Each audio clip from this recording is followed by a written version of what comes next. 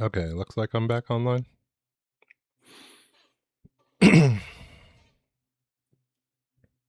Okay, so yeah, I think it's still worth watching this Grand Platner debate. See what other people have to say about the race. Should be good. Oh my goodness, I hate Tallybots. She's super annoying. But it's gonna be interesting seeing Mr. Mooten in a debate. I don't think I've ever seen him in a formal debate setting. I guess you can't really call it formal debate. I guess influencer debate, whatever you call this clusterfuck.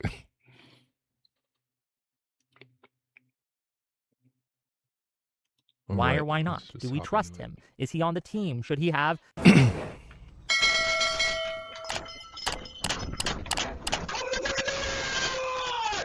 Welcome, one and all, to yet another episode of Wick TV. It's a cross-ideological space where we come together to talk about issues both political and cultural, from the silly to the serious. Gang, today we are testing the limits of blue no matter who.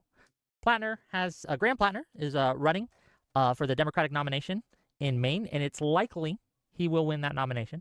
So the question is, does blue no matter who apply to this man? Why or why not? Do we trust him? Is he on the team? Should he have Democratic support? Should he have liberal support? We're going to ask all these brave soldiers to sound off, give us their opinions. We're going to start with Jola. Jola, go ahead, open us up. Yeah, thanks for having me. So we cannot survive in a political environment where Republicans walk around dropping big piles of shit everywhere, and then we freak out whenever a Democrat forgets to wipe good enough. So right now, Graham Platner, in general, he has around, I would say, 1% of the controversy of Donald Trump. But when we talk about the Democratic version of Trump, which I take some of those criticisms and comparisons, this guy at least was actually in active combat. You know, he saw his friend right next to him. Okay, that's true. But the fact is that Democrats just have a different level of tolerance for bullshit than Republicans. Like, I'm sorry, we just don't want to vote for people who've done fucked up shit as readily as Republicans do. I mean, like Ken Paxton literally just I'm not sure if he was successful, but he just tried to get a guy who's accused of sexually abusing a child, convicted of sexually abusing a child, got their sentence like vacated or got them out of having to serve a sentence at all. I don't think Democrats have a tolerance for that. I don't think we have a tolerance for people who brag about sexually assaulting women and then get found liable for actually doing it in a court of law. we just don't. I'm sorry. Democrats are just we just have a much higher standard for our politicians.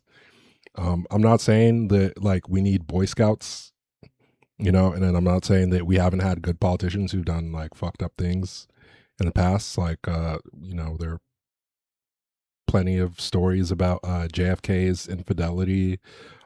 Ted Kennedy killed someone in a hit and run, I'm pretty sure, while intoxicated, and he had a long Senate career. He was there until he died. But yeah, our overall level of tolerance for bullshit is just much lower than it is on the Republican side. Get blown up by an IED. He has a reason to be a little bit messed up. Donald Trump was born that way. But do you have to be in the United States Senate? Like, you know, we have John Fetterman there right now, and he stroked out in the middle of the campaign, like, and he's there like acting like he's best friends with Republicans because most Democrats don't like Israel anymore. You know, like his wife has said that he's just not acting like the same person. A lot of the people who helped get him in office quit his team. You know, why would we take a risk on another person who's just like displaying such erratic tendencies? Like, I don't know if John Fetterman would have been the same person whether he had the stroke or not. There's a good amount of evidence that a lot of his politics did change as a result of the stroke. But the other thing is Republicans are okay if they have a crazy person get in because they're not trying to do anything. They want the entire power of the U.S. government to be vested in Donald Trump right now. If that's your goal, you don't need to have sane elected officials. So you can elect someone like Ken Paxton, who was caught cheating on his wife for the bajillionth time, like a week ago, like a literal video of his hand on another woman's ass while his wife is in the process of divorcing him. You know, a guy who just let me look that up actually.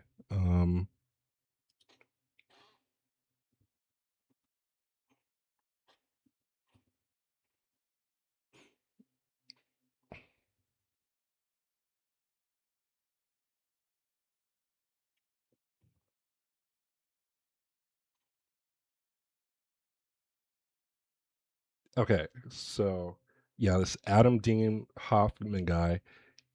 Yeah, so he was charged with a first degree felony for uh, sexual abuse of a young boy over 3 years. He took a plea deal after a trial, which resulted in a hung jury. Um, so they would have had to retry the case. So the local DA recused himself. I'm assuming he didn't handle the case well. So they dropped the felony child abuse charge for 2 misdemeanors. So they recommended 1 day in jail for this guy who had been abusing a child for 3 years. And then, okay, so the judge intervened and sentenced this guy to 60 days for abusing a child for 3 years. And then, so Paxton intervened and got him out after 29 days, and he didn't have to register as a sex offender. Like, that's fucking insane. Like, and this is the guy that's currently running for US Senate on the Republican side in Texas. Like, this guy was basically admitted guilt for what he did. For, and like, if you're abusing a child over 3 years, a 3 year period, there's going to be plenty of evidence. This is not like a one and done situation, as bad as that would be. This is a continuous situation over 3 years. And he basically got off with a slap on the wrist and doesn't have to register as a sex offender. And this is like Donald Trump was like what's his name? Viktor Orban just lost his whole presidency over a similar situation that he didn't even directly order. Like, someone in his government basically covered up there was like an administrator of one of their orphanages. I don't know how they organize it over there, but basically, like, if you have childless parents, they are under the purview of the government until they get adopted. And they had like a director of one of these agencies who was basically caught abusing multiple children in his care, and he basically got off scot-free. I don't the guy who was like under him didn't report it properly, and somehow they got a judge who was actually the ex-wife of the guy who ended up being president of Hungary to effectively dismiss the charges on the guy. And that was basically the start of the unraveling of Orban's whole presidency from one of the most far-right countries in Europe. So the fact that, like, we can't, like, the last time Republicans held someone responsible for that was the Alabama election when Doug Jones beat Roy Moore. And that was over allegations that were like decades old from when he was in his 30s, and he was like cruising around trying to pick up girls like under the age of 16, like 12 to 17-year-old girls.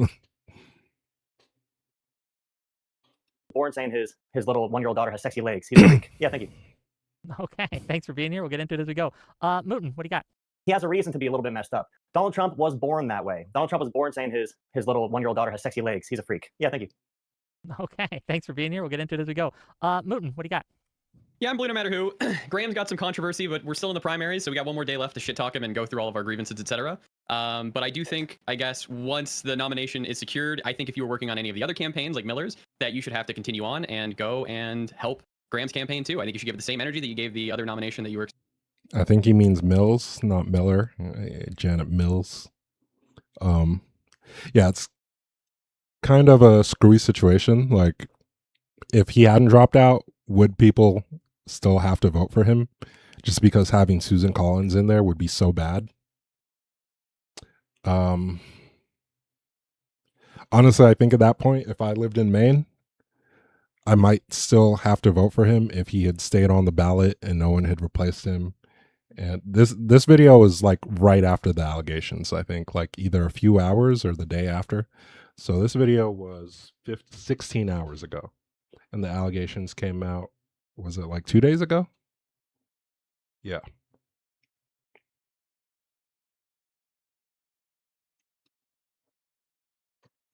Excited for. Okay, well, thank you for being here. We'll get into it. Hutch.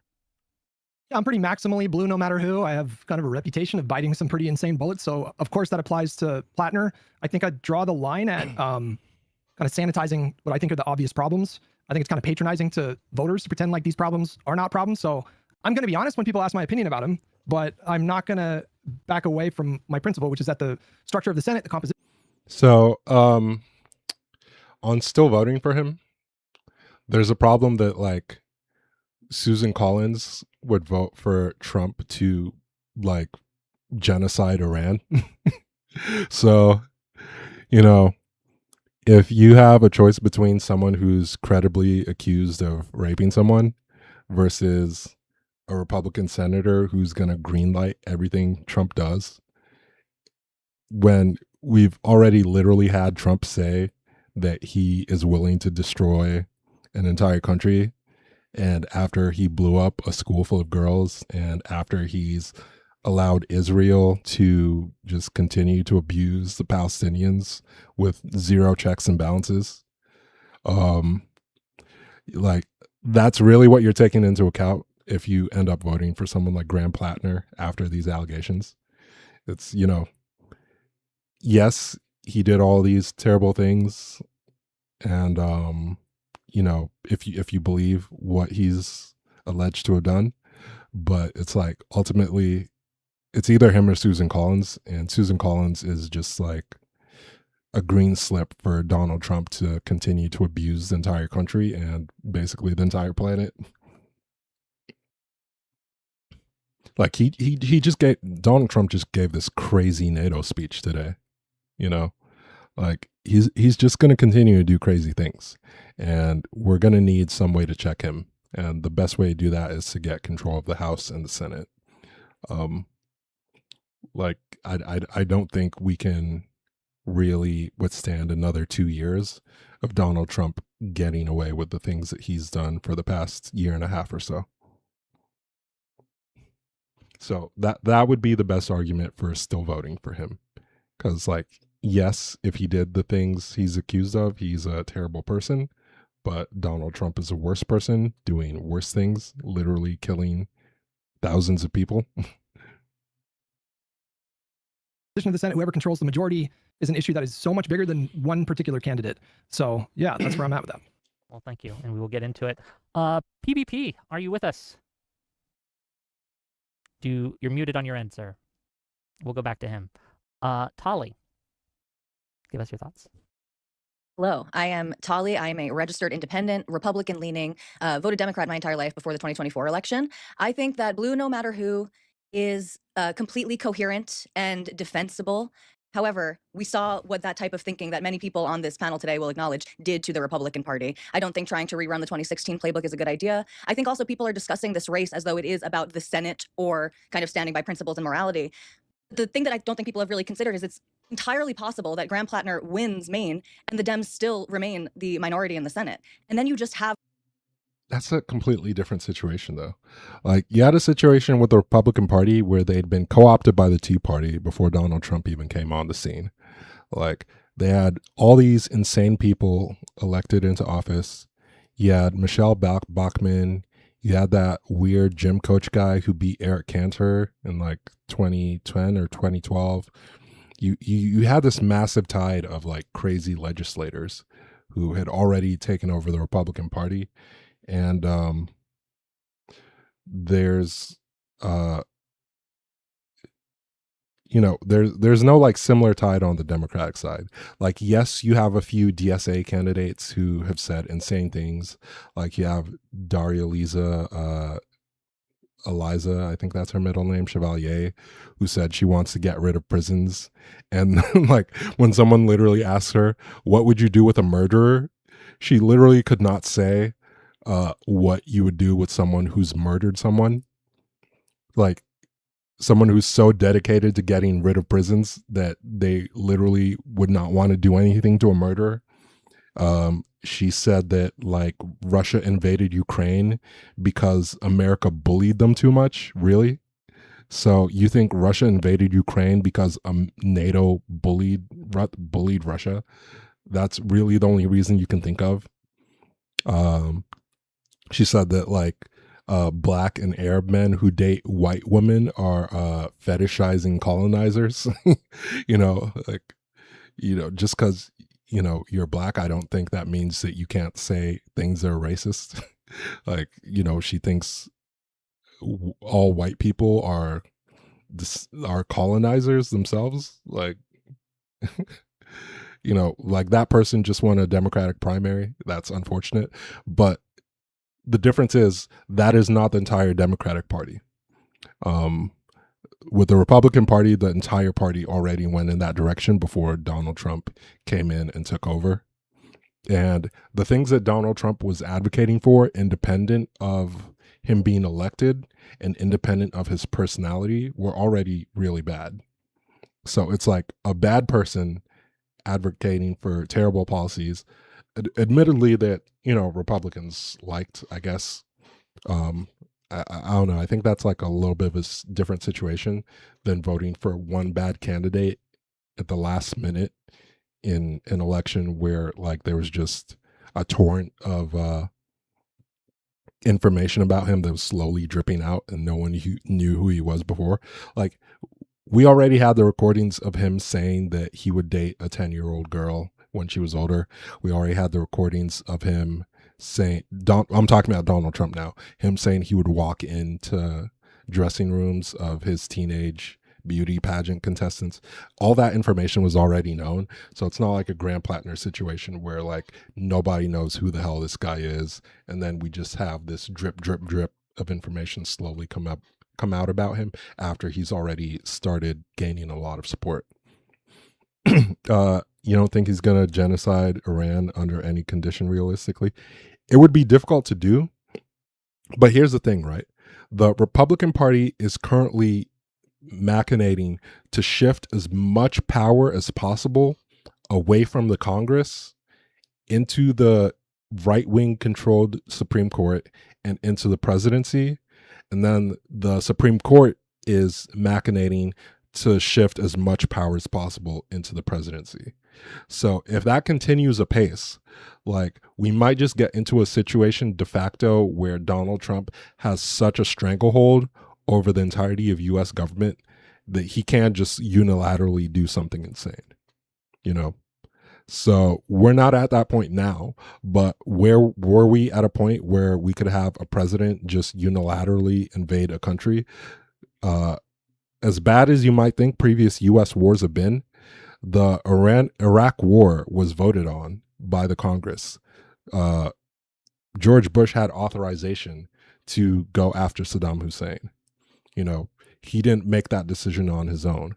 We're increasingly getting to a point where Donald Trump can just make these insane unilateral decisions and just do crazy things with no congressional input. So if we keep going further down that line, there's no saying to what he might do without any pushback from a Republican Senate.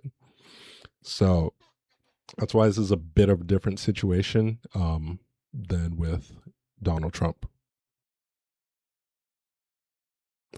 Here's the thing. I don't think Donald Trump is entirely coherent. So a lot of what he's done in this current Iran war already goes against the interest of the people he likes in the Middle East, even though they don't like Iran. Like he's friends with the UAE, he's friends with Saudi Arabia, he's friends with Kuwait. But none of those countries wanted the Iran war to go the way it's going now. Like, anyone could have told you that if you decimated Iranian leadership, they would immediately close the Strait of Hormuz. Like, that is an easy war game. There have been plenty of discussions about what an actual Iranian invasion would look like years before it actually happened. Anyone could have told Donald Trump that, yeah, you're going to screw the entire global economy if you go through with this invasion. And he did not take that into account at all. You know, so I don't think he's listening to the people around him as much as you think he is, except for the people who are like maximalist. Whoa. Okay, hold on. My dog is acting crazy. Give me 1 second to get him.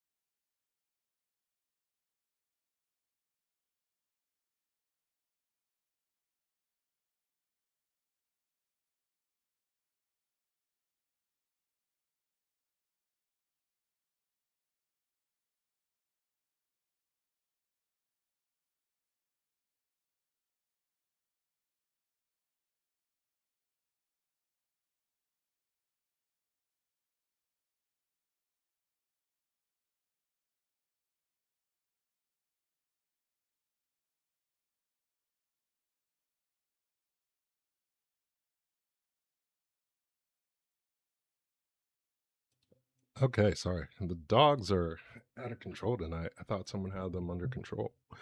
But yeah, what was I saying? Yeah, you can't really predict what Donald Trump is doing based on what the special interests around him want. Like, none of the major corporations wanted the tariffs. Like, that's hurt all of their bottom lines. I don't think any of the business interests around him wanted him to invade Venezuela or Iran. You know, you can't, because like the best predictor of what he's going to do isn't what is going to benefit the elites. You know, the way he's running the economy isn't even the best way to shift profits to major corporations. The way he's running the economy is the best way for him to insert himself at various points and extract as much wealth as possible by basically shaking people down. He's engaging in rent-seeking behavior at a level that we've never seen before in United States history. I don't think any modern economy has seen this level of rent-seeking from any elected leader. Graham Platner there as part of your problem. I wish that the Republicans, way before I was, leaning towards their movement, had made better decisions. And I hope the Democratic Party does not tie themselves to a really erratic and untrustworthy anchor like Graham Platner. Okay, thank you. We'll get into it as we go. PvP. Please tell me my mic is working this time. It is working this time. Go ahead, give us what you got. Okay. So this Tally person, the two things you need to know about her is that one, she hates trans people, and two, she cares way more about Israel than actual domestic United States politics. So if you hear her say insane shit that doesn't really make sense, that is why. Because her politics are completely incoherent if you believe the words that are actually coming out of her mouth versus what she actually believes. So yeah, this person in the bottom left, just keep that in mind whenever you hear her talk. I told Wick that I was coming on this panel as a pissed off independent, and I'm not going to throw a bunch of heat at people. I'm not here to scream at you guys, but I stand by that as a description of why I showed up. I'm not that interested in doing these blood sports anymore, but this particular race, this particular candidate, speaks to me in a way that I think is kind of important, and I bring a little bit of a perspective that maybe isn't usually on these panels. I've been a registered independent for my entire adult life. I did vote Kamala. So if the question is, She have I cares about voted Israel. blue no matter who? Yes, I have done that. But I have never asked anybody to do that because I'm an independent and I am not a partisan. I am not a Democrat. Is this the old I did that through gritted teeth because I was not happy about that candidate, but I would play ball. I thought he did another debate after the Graham Platner thing.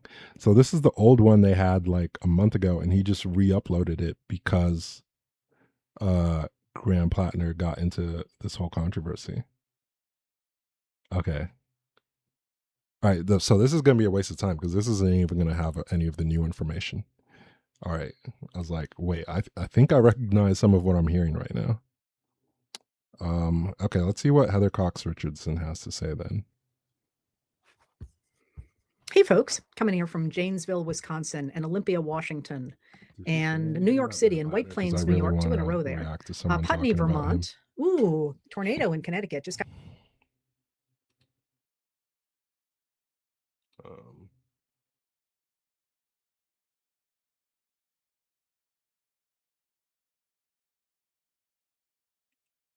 I don't think so. She talked to Paul Krugman.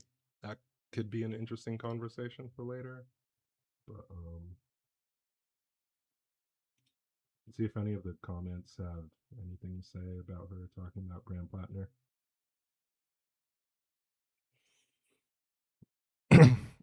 Heather Cox Richardson, she is a historian and I believe American anthropologist. So she talks about current political events with a bit of like historical contextualization. So I like listening to her, but if you're not American yourself, she might be a bit in the weeds because she might talk about a lot of things you're not really familiar with.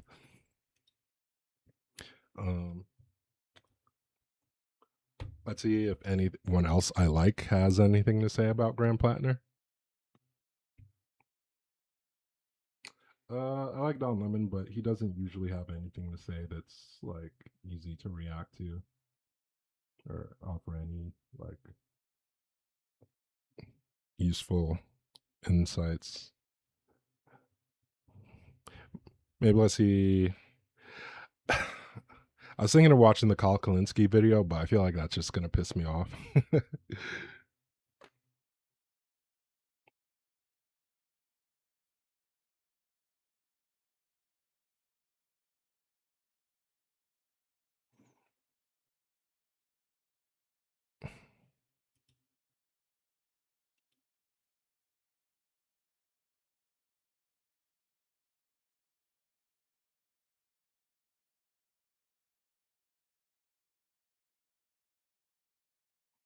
Yeah, he's not going to have any.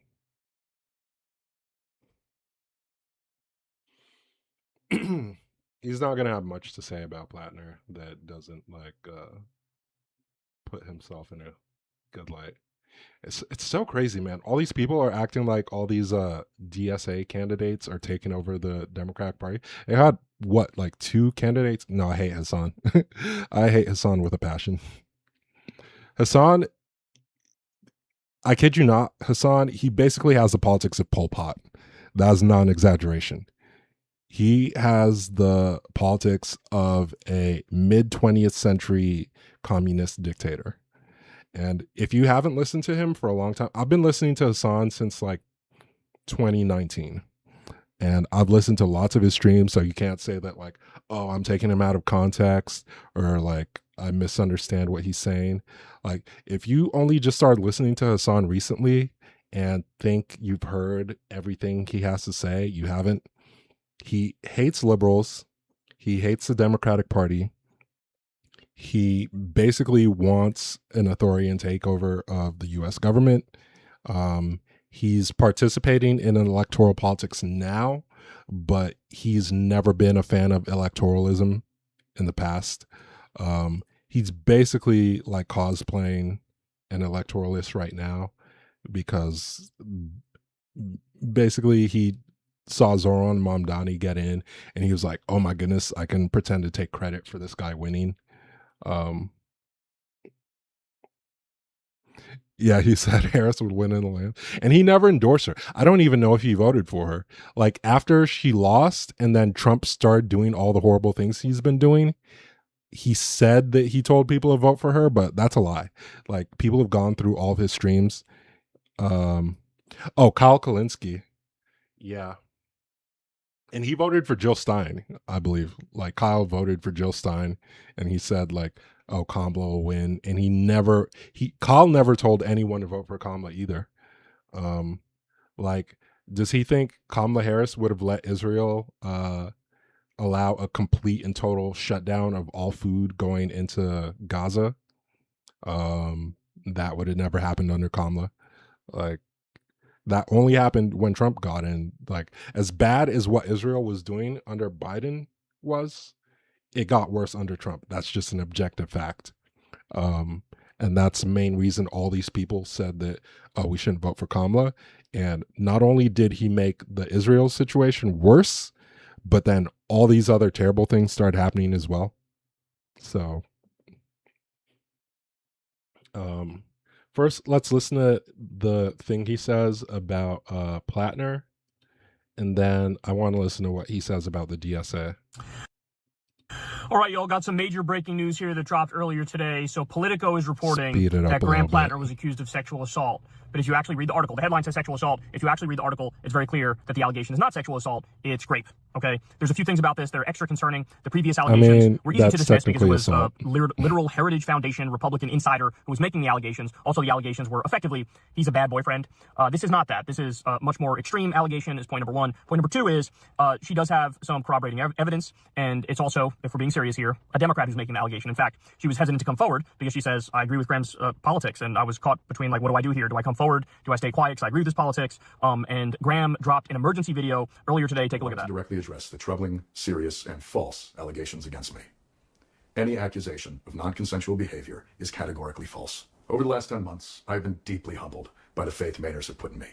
You have welcomed me into your homes, into your places of work, into your restaurants, into your houses of worship. You have shown that a different kind of politics, one that puts the interests of people over corporations, is not just possible, but is inevitable.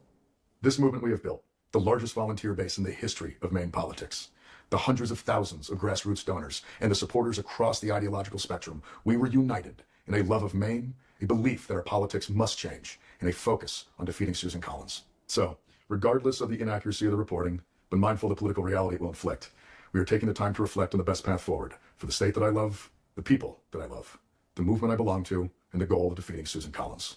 Those were the goals when we launched this campaign, and they remain my goals today. On June 9th, 154,058 Mainers, the most in primary history, voted to reject a broken politics beholden to Washington and the donor class. They voted for hope, for change, to take back our economy, to take back our power, and to take back our Senate seat. Throughout it all, you never turned your back on me, and I will not turn my back on you now. Every one of you deserves to see that vision come to fruition and see Susan Collins defeated, and we will use every tool at our disposal to do so. As Maine goes, so goes the nation. As always. So needless to say, very serious. You know what sucks about this whole situation? There was all this energy to vote against Susan Collins, and I don't think any of that had to do with who Graham Platner was as a person. It had to do with the excitement. It had to do with his energy. But you could have found someone else who radiated that same energy and excitement and done a proper vetting of them.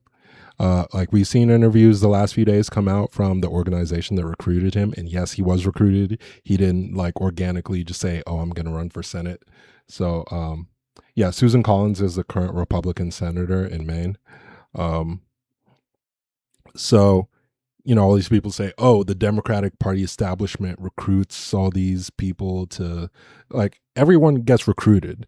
There's almost no one who just gets up one day and says, oh, I'm going to run on my own and get all these resources. No, there was an organization that went around looking for somebody to run in Maine, and they literally went through a database of, like, oyster farmers and fishermen. I kid you not. They literally went through a database and picked Graham Platner, and they saw he donated to Bernie Sanders. They did like the worst cursory background check on this guy, and they showed up at his house and asked him to run for Senate. And I'll admit, he's got charisma. He has like the character. Yeah, they stumbled on the landmine. That's a good way of putting it. He has charisma. He has like a certain like character that would probably appeal to people from Maine. I'm not from Maine. I don't know what they like, but apparently he does appeal to them because he got a lot of votes. But yeah, this guy he had so many skeletons in his closet, and there were people months ago who were saying, I would not be surprised if this guy gets accused of rape before it came out. And it actually came out. It's very credible. We have all these receipts from years ago. You know, this isn't like something where it could have maybe didn't, you know, like very old messages, you know. So like a lot of us just didn't like how many red flags he had to begin with. And it sucks because it's like you want regular people to feel like they can run for office. You want veterans and people who have PTSD. You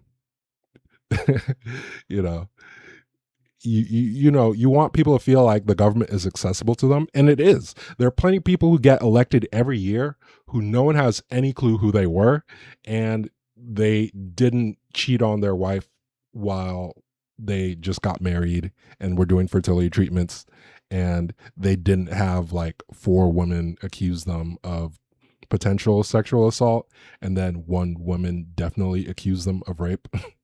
You know, you can find other people besides that guy. And you know, it's unfortunate that all this energy that people had and all this desire for change ended up going towards someone who yeah, did you know, even if you don't think it is rape, like clearly he did something to this woman terrible years ago if she wrote about it over the course of multiple years. Like, these are multiple messages with multiple people over the course of like 2 years. You know,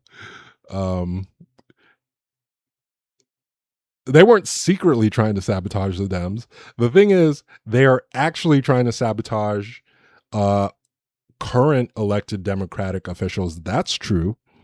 But they're trying to sabotage them by having people who aren't in current elected Democratic leadership win.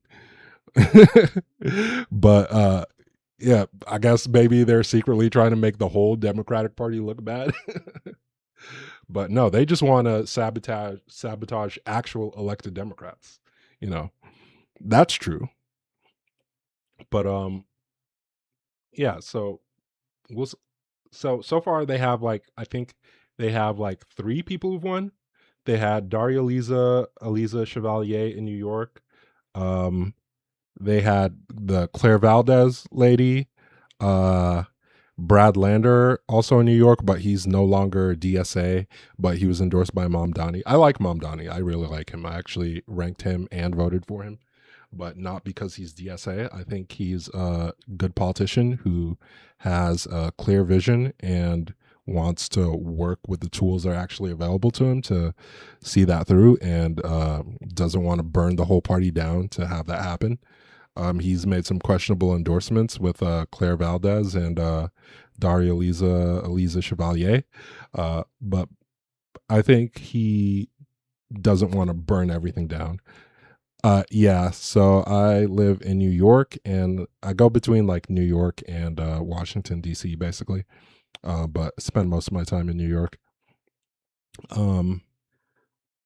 So like I think you can come from the far left and engage honestly with the political system, but if you come in and you're like, everyone who came before me was terrible, everyone who was doing things before, they just weren't doing the right things, they didn't actually care about you, yeah, you're not gonna win someone like me over, you know.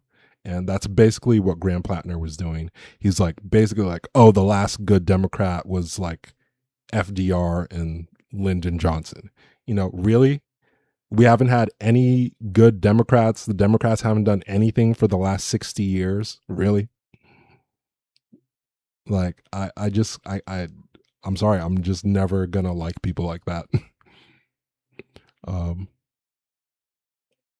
Yeah. And so there are all these influencers, all these people who, their main interest is, let's be honest, maintaining their audience and maintaining a narrative. They're going to get behind people like Graham Platner and Daria Lisa. We also have that Mail at Kiros lady in Colorado. She won. She had a pretty good movement behind her. I don't really have much of an opinion on her yet. I haven't seen enough of what she said. I don't like some of the things she said. Yeah, I really don't like leftists like doing all their purity testing, and we all have standards. Like, I think none of us want to elect a rapist. I think that's a pretty good purity check to have. But like saying like, oh, you have to do Medicare for all, like the exact Bernie Sanders version of Medicare for all. You have to have the exact Alexandria Ocasio-Cortez version of the Green New Deal. You have to do it exactly the way we want to do it, or nothing at all. No one gets anything done that way. That's not how politics works in any democracy, because you're always going to have opposing people who have to. The only way you're going to get exactly what you want is if you go to war. Like, if you literally want to go to war with every right-leaning person in America and every Republican, you have that option. I mean, you can like stand an army, you can get weapons, you can I wouldn't recommend doing that, but that is an option to get exactly what you want if you beat them. Like, that's what happened in the Civil War. Two sides went to war, one side won. They passed a bunch of amendments for the better, in my opinion. Getting rid of slavery was a pretty good thing. Giving citizenship to anyone born in the United States was a pretty good thing, even though Donald Trump is trying to get rid of that. Outlawing the ability to put people into indentured servitude, except for if they're in prison, which is kind of sketchy, but I think that was a good thing overall. Ensuring protections for people's civil rights. That was a pretty good thing that we got out of the Civil War. But yeah, that's the only way you're going to get every single thing you want. So other than that, you're going to have to negotiate unless you get some sort of landslide because the other side just completely collapses like they did in Hungary. That's not likely to happen. People have hypothesized how to do something like having a sort of system where the blue states enact a Medicare for all type deal, and they just exclude all the red states. That there are political theories under which that's workable, but it's not very likely. There's a lot of ways that American states interact that it's really difficult to disaggregate the state economies. We're not like Canada, where if you're in Canada, you can literally tariff goods from another province.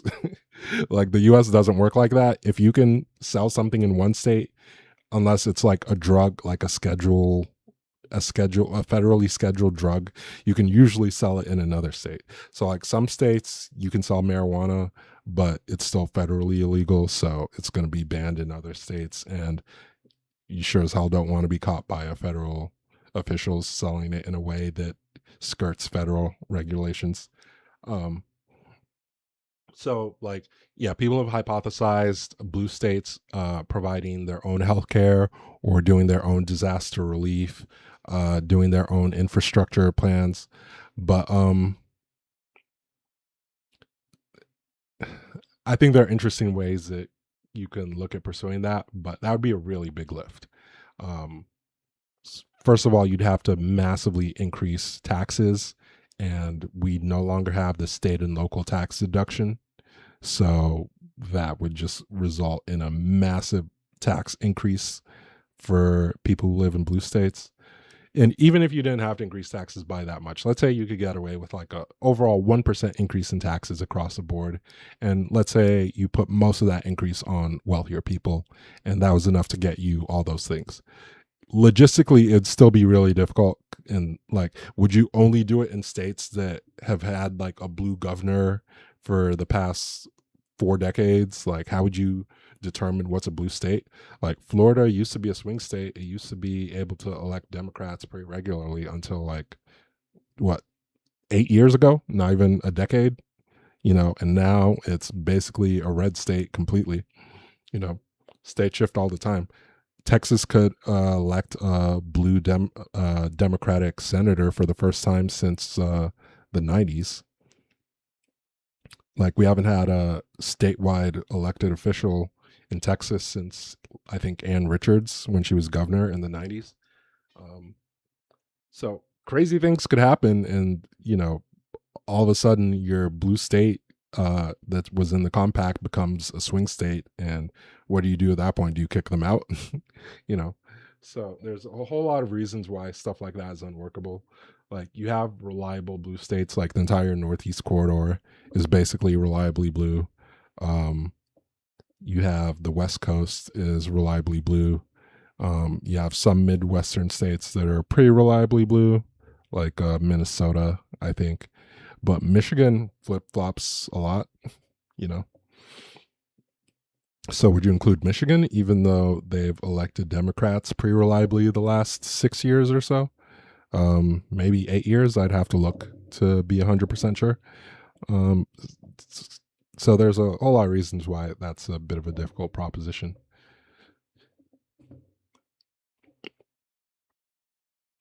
Allegations, and there's evidence this time as well that there wasn't previously. And I honestly think he's going to drop out. I think he's almost certainly going to drop out. He's going to throw his weight behind whoever takes his place.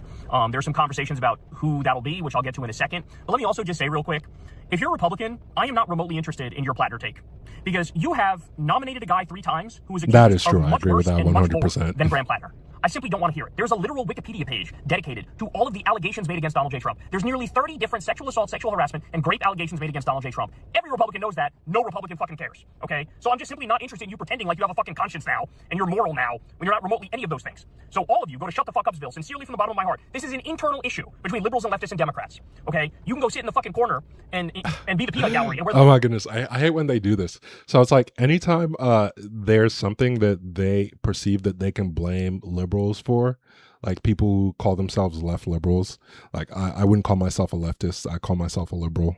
I'm on the left, so I would never let a leftist say that I'm not on the left. Like, a lot of leftists like to do this game where they say, oh, if you're a liberal, then you're on the right. It's like, no, fuck you and fuck that bullshit. I'm on the left. I just don't believe in the government taking over everything. Like, if you think that's what it means to be on the left, the government takes over all of healthcare, or all of, stops gas drilling completely, like, then, fuck you. You can think what you want. But, yeah, whenever there's something that they think they can blame liberals for, all of a sudden, like, oh, we're the real left. And then when there's something that, they get into trouble for, they're like, oh, but we're all on the same team, guys. Like, we're all on the left. And it's like, they like to play this game where, like, they just like lump liberals in and out of the left whenever it's convenient for them. And it's like, yeah, no thanks. I'm not on board with that bullshit. A fucking dunce hat for all I care. So all you can shut the fuck up. That's point number 1. Point number 2 is, if you are Neera Tanden, shut the fuck up. She's going after Platner now as well. You worked for Bill Clinton. You worked for fucking Bill Clinton, okay?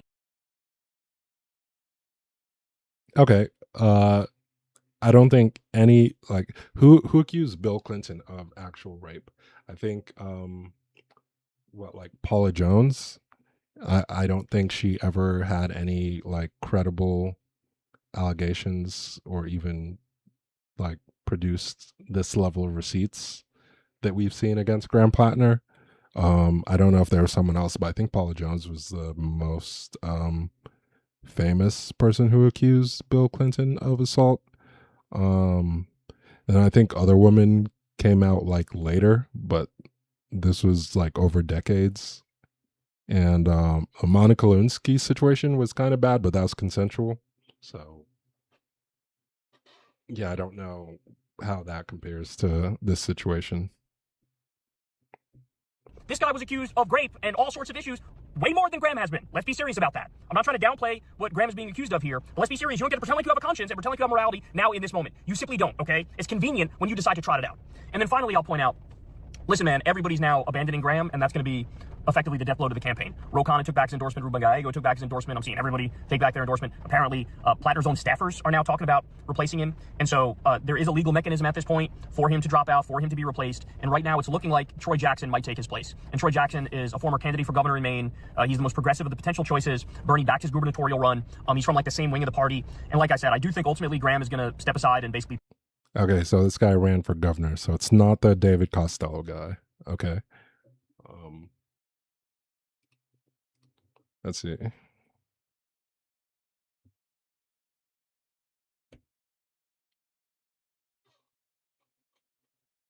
Okay, so David Costello lost the primary. All right. So they're saying so he's not going to replace Platner, even though he never dropped out. Who's this Troy Jackson guy?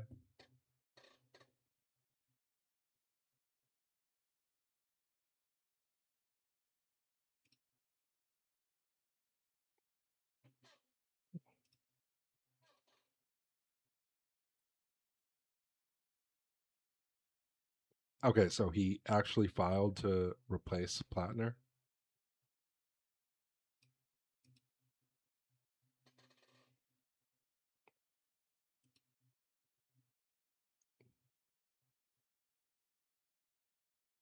So, as Democratic leaders withdraw their support from Graham Platner, former Maine State Senate President Troy Jackson has filed to potentially replace the U.S.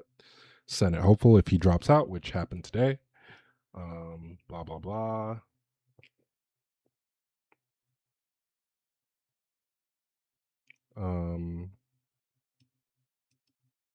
He's just not going to win. So this guy's a logger from Maine. Ooh. Not an oyster farmer.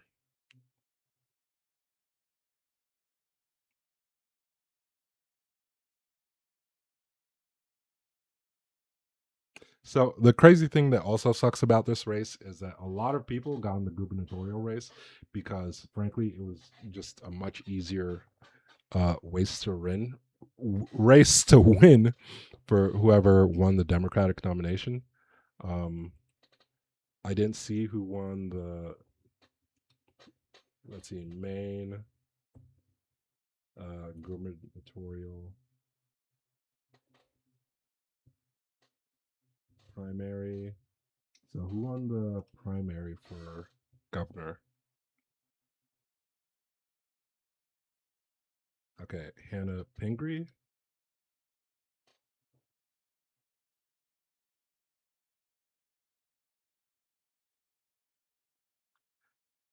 Okay, so is this a rank? Okay, so this was a ranked choice thing.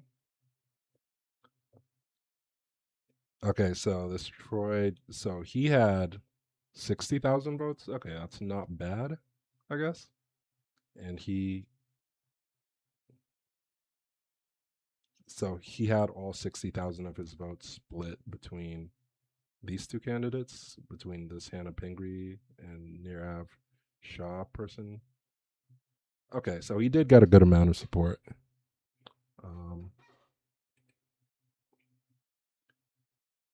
But yeah, so like there were so few people who were interested in running for the Senate race because it's not an open seat. Susan Collins is a very strong incumbent.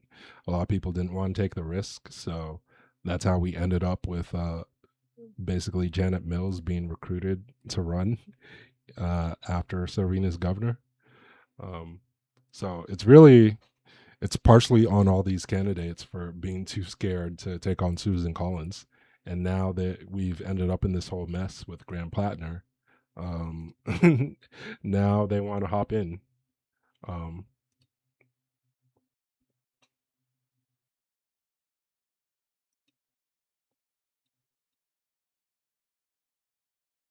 pass the torch to this guy, realizing that this is going to absolutely jeopardize the chance that he's able to defeat Susan Collins. There was a poll that came out, like a week or so ago that had the race basically tied, and there's some polls out today that have Troy Jackson beating Susan Collins. So I don't know. We'll see what happens, but my guess is there's just a lot of it's energy. going to be somebody else.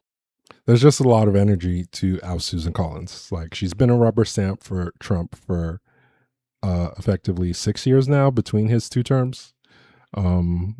So I don't think all of that energy is purely has anything to do with Graham Platner as a candidate or a person. Who's either DSA or DSA aligned, and this will all be a moot point anyway. But needless to say, it's a horrible story. There are horrible facts in there. You can go read the whole thing over at Politico if you want to see it. And that'll do it, man. As many others are saying, I think Hassan came out and said this too. Stick a fork in him. He's done. Final thing is, we'll know the country is in a better place when people react with the same sort of moral outrage and condemnation to arming and funding genocide as they're reacting to this.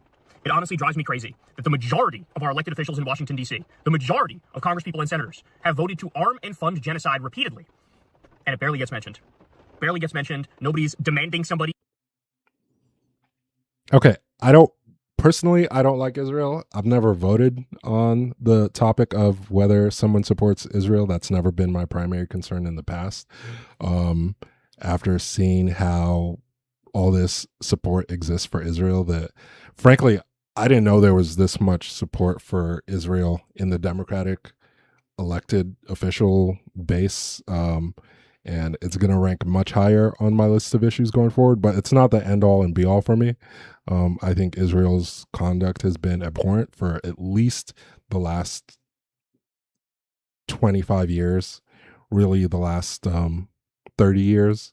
I put way more blame on Israel for the current situation between them and the Palestinians than I do the Palestinians, even though Hamas is horrible.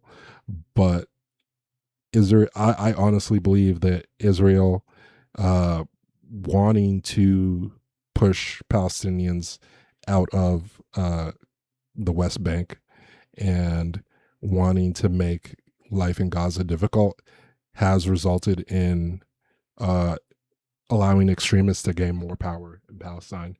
So a lot of people don't think that way, but that's personally how I feel about the situation there. But that's never been my primary decision-making process when I vote for people in Democratic primaries. Going forward, I will weigh it much higher, but I'm not going to vote for someone who is a DSA member who hates the Democratic Party and wants to destroy it from within because of Israel, So it's a much bigger issue than it was in the past for a lot of people, but I think they over-index on it a lot.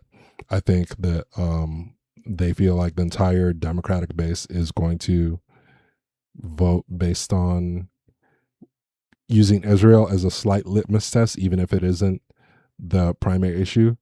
And they're somewhat correct, but they over-index on that the same way they have on healthcare, the same way they have on climate change, same way they have on trans issues in the past. They always look for like a maximalist wedge to weaponize against the Democratic Party, and their goal in the past has never been to take over the Democratic Party. Their goal in the past has never been to take over the Democratic Party using those wedge issues, but they've always used them as a tool to undermine Democratic legitimacy in the eyes of left-leaning Americans.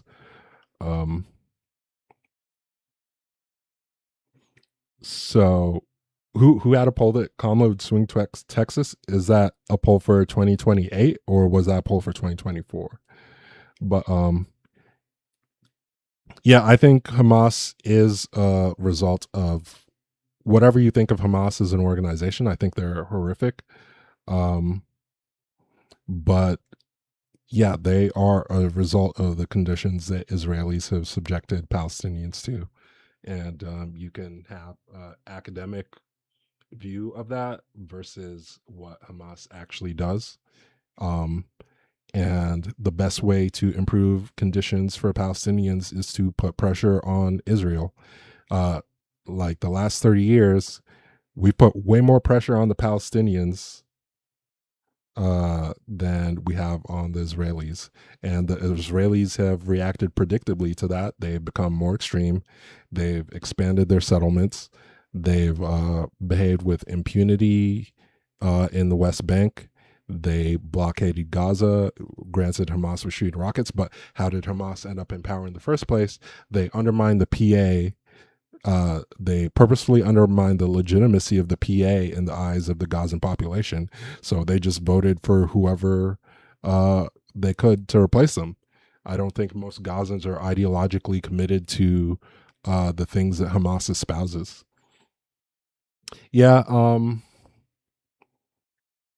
a lot of people had the polling wrong on the 2024 election, unfortunately. It's just there, we haven't figured out a good way to poll Trump voters in the United States. So polling has basically been broken for effectively the last 11 years in this country.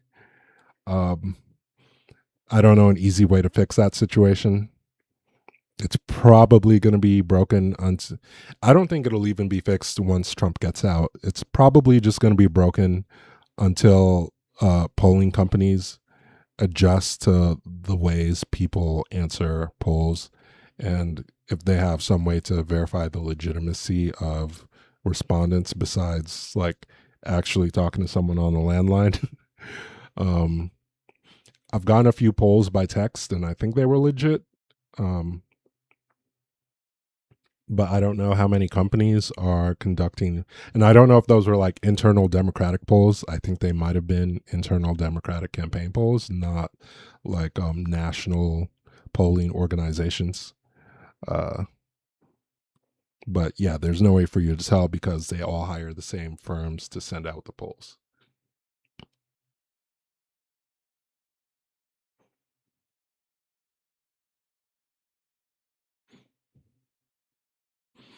I think the means do matter. Like, for example, in South Africa, you had the ANC. Like, people like to say, oh, the ANC engaged in terrorism, but they never endorsed violence against civilians. And I believe they had a couple incidents where rogue members did target white South Africans. Oh yeah. The goal of Palestinian liberation is noble, and that's what I want. And I believe that they should have the 67 borders. Like, if I had like a magic wand, that's probably what I would have happen. Like, have Israel and Palestine as two separate countries along the 1967 armistice line borders. And then have Israel return the Golan Heights to Syria, because I mean, you could make an argument for them controlling the Golan Heights back when you were worried about people shooting down artillery from hilltop onto your country. But yeah, they have jets now, so artillery issues aren't really a thing. And they've so undermined their credibility in the entire region, the way they're decimating Lebanon, the strikes they've carried out in Syria, their conduct in Iran. Yeah, I don't think a one-state solution would work for Israel-Palestine, not because I don't believe Israelis and Palestinians can't coexist, but I believe that I believe that they have different enough goals. A lot of people seem to think that Palestinians can't exist as a democratic entity. I don't know where they got that from. There have been plenty of left-wing movements out of Palestine that agitated for democratic representation. But there are already 2 million Palestinians in Israel right now, So unless you believe that they're all being like subjugated and the only reason they don't do violence is because they'd all get, flattened as soon as they rebelled, then you can think that. But personally, I don't think there's any like ontological reason why they can't coexist. You know, there are countries that we were mortal enemies with just 60 to 80 years ago. Like we were mortal enemies with Japan and Germany, and they are two of our strongest trading partners today. They're two of the, I would say, relatively more peaceful, productive economies right now, and they were the biggest perpetrators of violence outside of the Soviet Union. Just not, there are people alive, like both Donald Trump and Joe Biden were born when Germany and Japan were fascist states. You know, there are plenty of people who are alive right now who were around when, you know, Germany and Japan were genuinely terrible, horrific countries who were doing terrible things to their neighbors, you know. So saying that Palestinians and Israelis cannot coexist on any reasonable timeline, I don't think that's borne out by history. You know, you have people who are mortal enemies who are allies today. So short term, yeah, it'd be best to have a two-state solution, but I don't think that there's any reason to think that it's completely impossible to imagine them choosing to unify as a single country or some form of confederacy or something in the next 20 to 30 years. But I think way more of the onus is on Israel to rectify the current situation, because I don't think the primary instigators are the Palestinians. But again, these people want to use that as a wedge issue. Okay. Would you mind saying what country you're from? If you're from the Middle East, because I've talked to a lot of Middle Easterners, and it's really interesting. A lot of people say that they want to ally with Oman.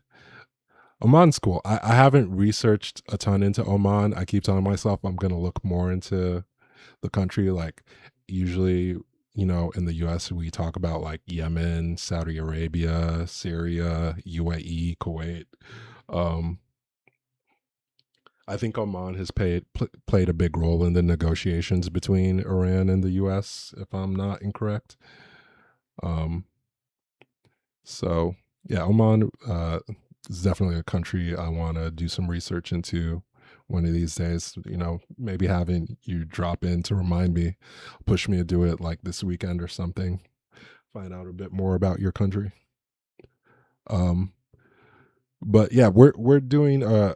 I think the U.S. is doing a really bad job of trying to pull Middle Eastern countries into our, you know, like be aligned with us in our goals.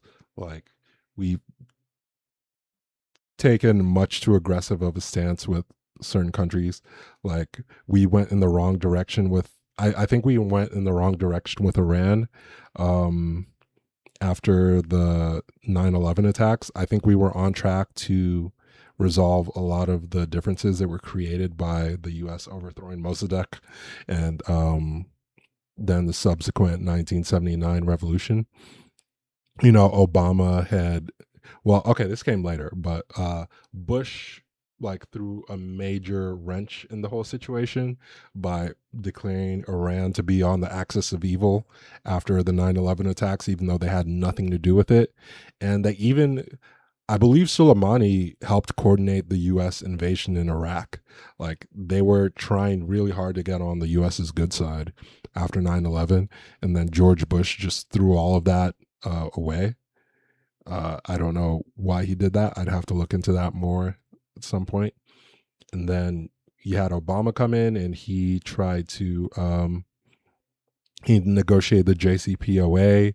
He admitted fault for the, yeah, Iran has shown a lot of goodwill. A lot of people don't give them credit for, you know, I blame a lot of our media, but you can say that you don't like the I hate the IRGC. I don't like the mullahs and the ayatollahs. I think they're extremist. But Iran as a country has been a relatively rational actor on the world stage. They've tried to reintegrate themselves into the global economy. Militarily, they usually act in response to provocations by Israel, in my opinion. You can say you don't like their proxies, but before Israel became a had their Air Force become a major player in the Middle East, they used to use proxies in Lebanon. They aligned themselves with a lot of forces that people would consider to be terroristic. And people sort of like want to erase that whole history and act like, oh, Iran allied with Hezbollah and Hamas for no reason. Again, I don't like these organizations. I do not like Hezbollah. I do not like Hamas. I think they stand for things that oppose everything I believe politically. But a lot of people don't want to analyze the history for what it is, and they exclude a lot of Israel's actions and provocations from how the Middle East has ended up where it is today. They exclude a lot of actions the U.S. has taken, both in the past and post 9/11, from their analysis of the entire situation. And you're never going to get to a good resolution until you take into account everything that each actor has done and try to resolve the issues that have, come from those actions. I think Obama was heading in a good direction. I think a lot of people like to say Hillary Clinton is a warmonger, or she's aggressive. I think if you're pro-Russia, you might believe that because Hillary Clinton hates Putin. But I think she was a pretty rational actor as far as the Middle East is concerned. I think she would have been willing to further negotiate to reintegrate Iran into the global economy. She would have continued the JCPOA as negotiated under Obama if she had won. She would have expanded U.S. trade relations with Southeast Asia, so Malaysia and Indonesia. And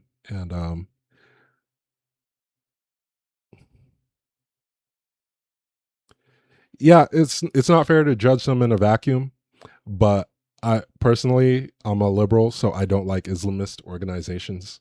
They just are too misaligned with my values. The same way I don't like American right wingers, I don't like people who I consider to be right wingers in any country. So whether they are liberation organizations or not, if I think you're on the right, then I'm not going to be as sympathetic to your movement. Like I'd say I'm sympathetic with the PLO. I think even though the PLO had some bad tactics, their politics were more aligned with what I would be in favor with being on the left. They were like a secular left organization. I don't think that they would have instituted what I would think are Islamist policies in Palestine. Hi, Aliana the Starbard. I aligned with a Palestinian anarchist. Okay, I haven't looked into Palestinian anarchist. I really like the PNI. I like the Palestinian National Initiative. I believe it's headed by is it Mustafa Barghouti? Yeah, I think that's his name. I really like that party. So I think there are plenty of factions in the Middle East that American Democrats could align with that would help sort of bring stability to the region, and the U.S. could play a positive role. But there aren't a lot of U.S. politicians who are really brave enough to sort of wade into that water. What's the Syrian leader's name? Oh my goodness, how am I forgetting his name? The new Syrian president.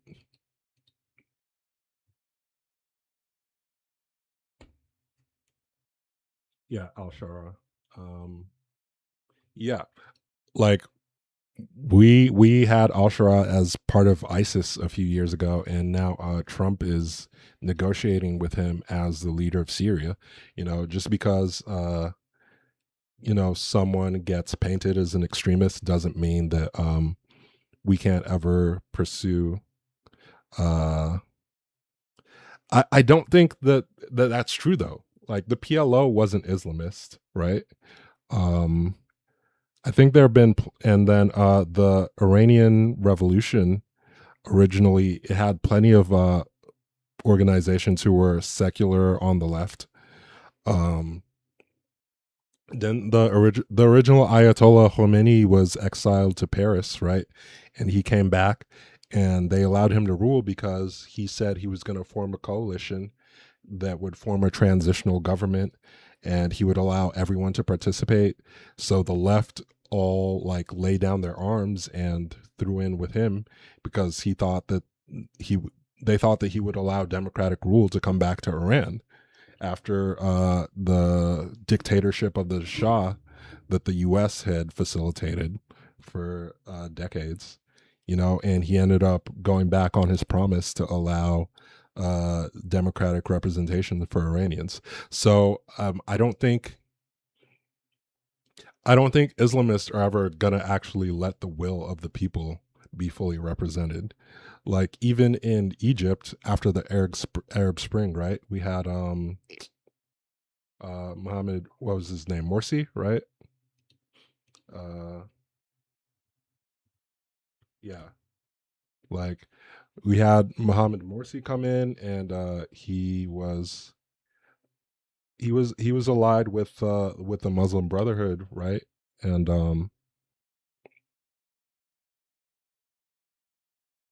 yeah, in some countries, yeah, Christians and secular people are really willing to fight. Like a lot of Kurds, there are a lot of Muslim Kurds, but a lot of the Kurds are secular leftist. Um, you know, and we back a lot of Kurdish groups.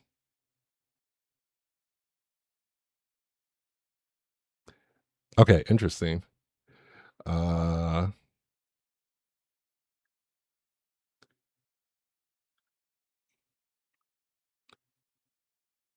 okay, so you, I'm trying to guess what country you're from, but I don't think I can with Aliana the Starbard.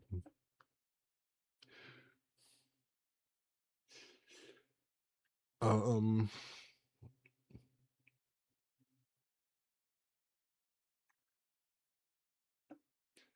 I'm thinking like somewhere in Eastern Europe, like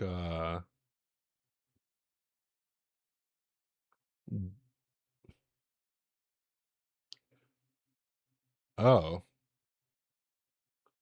okay, it's a first world country. Is that Germany? Germany? I don't know if the AFD. Um, oh, you got an ad, really? Oh yeah, I guess I do have ads turned on. Um,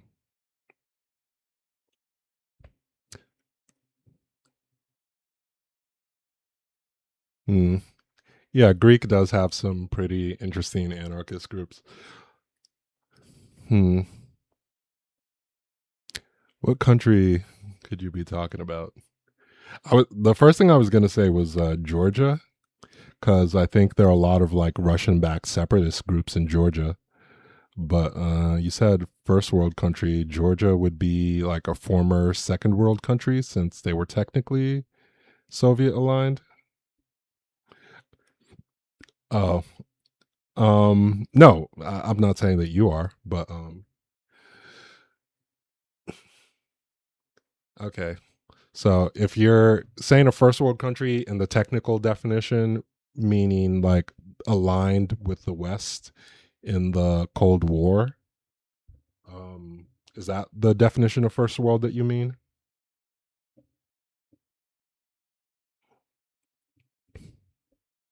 Like, are you using the Cold War definition, or you just mean like a country with a large economy?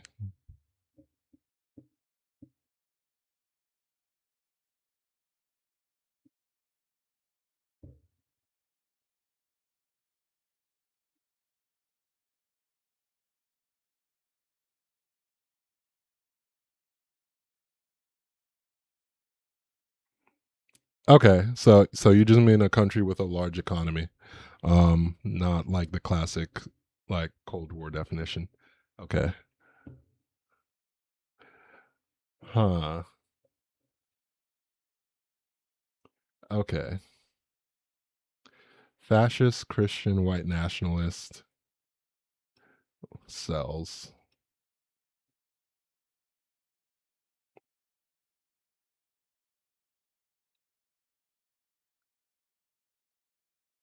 Okay, so I'm guessing it's a country with a significant white population. I'm guessing they're not like fascists who want white people to emigrate to a country that doesn't have white people already.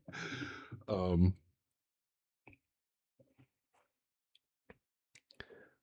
okay, if it's a African country with white people in it already, uh,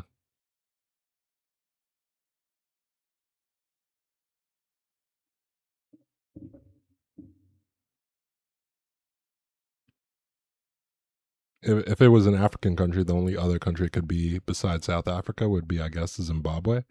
But if it's a European country or like a Middle Eastern country, um, it could be like Turkey, I guess. I guess Turkey would be considered a first world country. Or um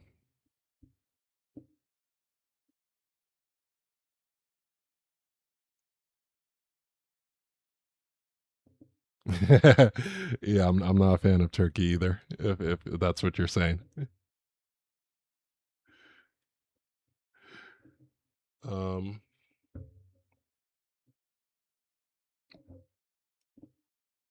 oh, okay. If you don't like Turkey, then it could be Armenia.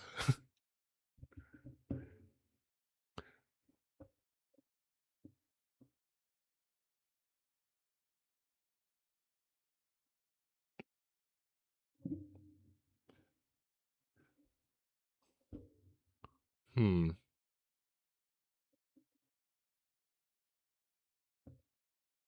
Okay, this is kind of interesting.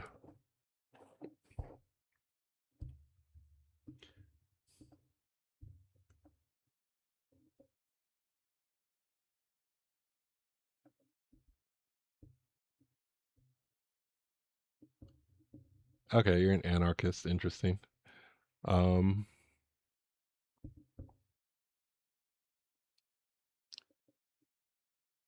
is there a country with a lot of anarchists? I don't know.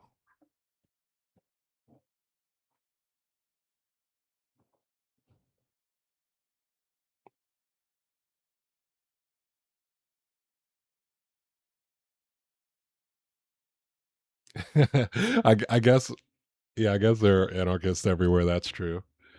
But I guess being organized is kind of antithetical to anarchists. Like, I don't think there would be like an anarchist party that wants to like vote anarchy into existence. I guess you kind of just like want all the anarchists to get together and just do their own thing. I guess, I don't know.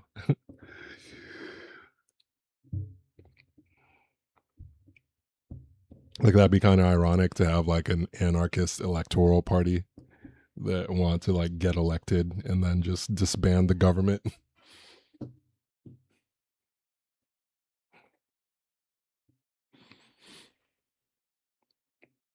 Mm. So it's not Greece, not Armenia. Let's think outside the Mediterranean, not Turkey. Those are all Mediterranean countries. Egypt is an interesting guess. Yeah, I guess some people would consider a lot of Egyptians to be technically white, like Coptic Egyptians.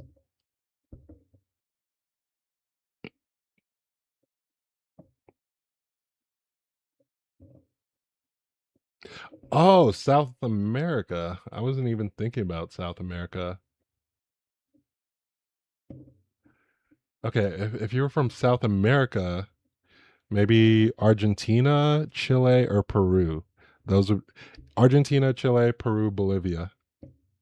Those would be my guesses for South America. Okay.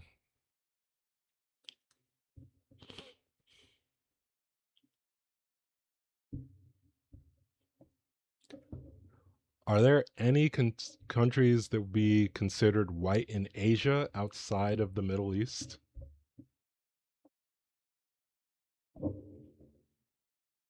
Like, I know a lot of people consider some Middle Easterners to be white, but outside of the Middle East? Okay. Oh, I would have never guessed Canada. Okay. Okay, I guess if you're like an Albertan separatist, yeah, they're like Albertan separatist. I was just thinking about Alberta, and I can't believe that didn't even cross my mind. Yeah, yeah. There's Albertan separatist. There's a Quebecan separatist, or Quebecois. Sorry, Quebecois, not Quebecan. Quebecois. Uh, yeah, who's that? That's a real question. Who has RPGs in Canada? I guess they got them into Alberta somehow.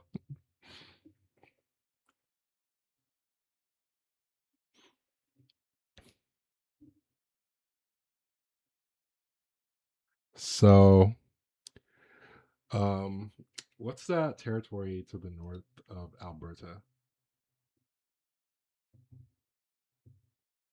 Um,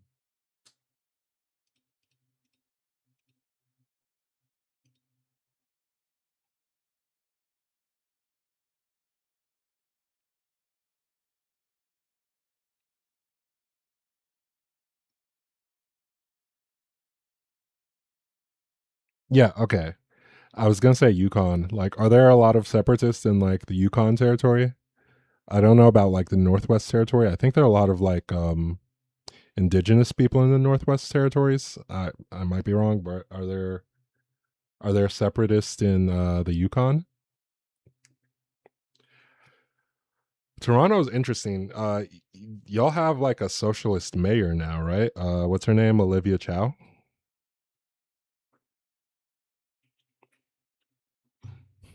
Like I thought Toronto was like completely taken over by the right, but y'all have a oh, you think she's an op? Okay. Huh, interesting. I never heard that about Olivia Chow. Okay.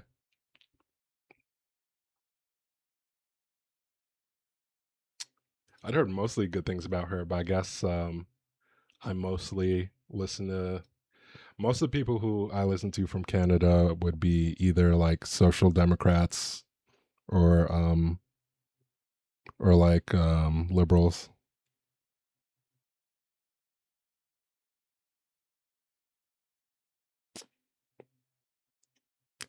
Okay, but Olivia Chow, she got a lot of votes, and then the next lady who got the most votes, who's what that the name, the lady with the Portuguese name, like Bilbao or something, and she's like a bog standard centrist. She wasn't even far right or far left, and like the third place guy, what's his name, like Saunders or something, he got like 8%, and he was like the far right guy, right? So like you had a socialist and a centrist get most of the votes, and I think the turnout was pretty good for the mayoral election. um I don't know about like the provincial election for all of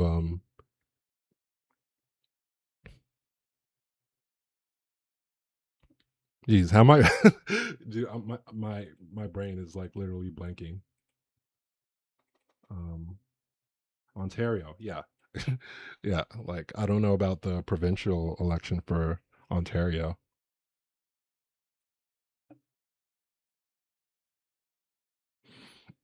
How long has she been in there though? Like Olivia, first of all, like does a lot of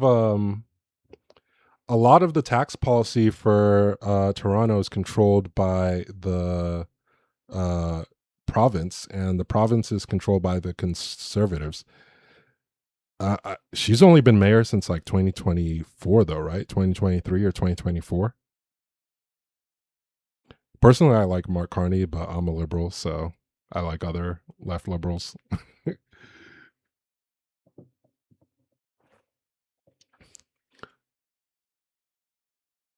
Okay, that's interesting. So I want to ask, did you hop in the stream because you saw I was talking about politics and you wanted to talk about like politics in general, or you did you want to see like what I had to say, or you just talk about Israel? Okay. All right. So I'm basically like your standard left liberal. I, believe in electoral politics.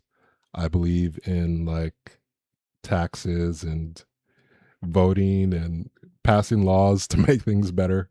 You know, I'm not really what you'd call revolutionary type of person. I don't believe in like burning the system down. I get why a lot of people are frustrated with politicians and politics. But honestly, so here's my thing, right? You have two ways to make changes, right? You either have politics or war, right? And yeah, no problem. So personally, I'm fat and out of shape. I wouldn't want to be in an actual war. Politics is a substitute for war. I think politics is closer to war than most people want to give it credit for. Like a lot of people think like politics is boring and not really that important. I say politics is deadly important. A lot of people like live and die at the stroke of a pen from a politician. And if you choose not to participate, they're not gonna look after your needs. But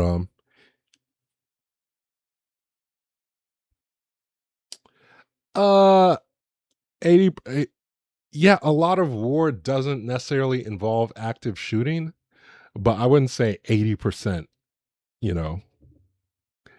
And at the end of the day, like, so you're either going to have politics by voting or you're going to have politics by fiat, right? You're either going to get the chance to vote for people who represent you and who either align or don't align with your interest. And maybe you're not going to get 100% of what you want. Or you're just going to have like a bunch of dudes with guns fight each other and whoever wins makes the decisions, right? You know? And then maybe they stop fighting and maybe they like carve up a bunch of territories and they make decisions within like a small parcel of land. And you get to live mostly peaceful until one of them gets mad and decides to attack one of the other ones. And then, your whole life gets upended, right? Like that's your alternative to like engaging in politics. Or you just have like a massive dictator who controls the entire army and they make all the decisions, So like I don't really think here's the thing about anarchy, right?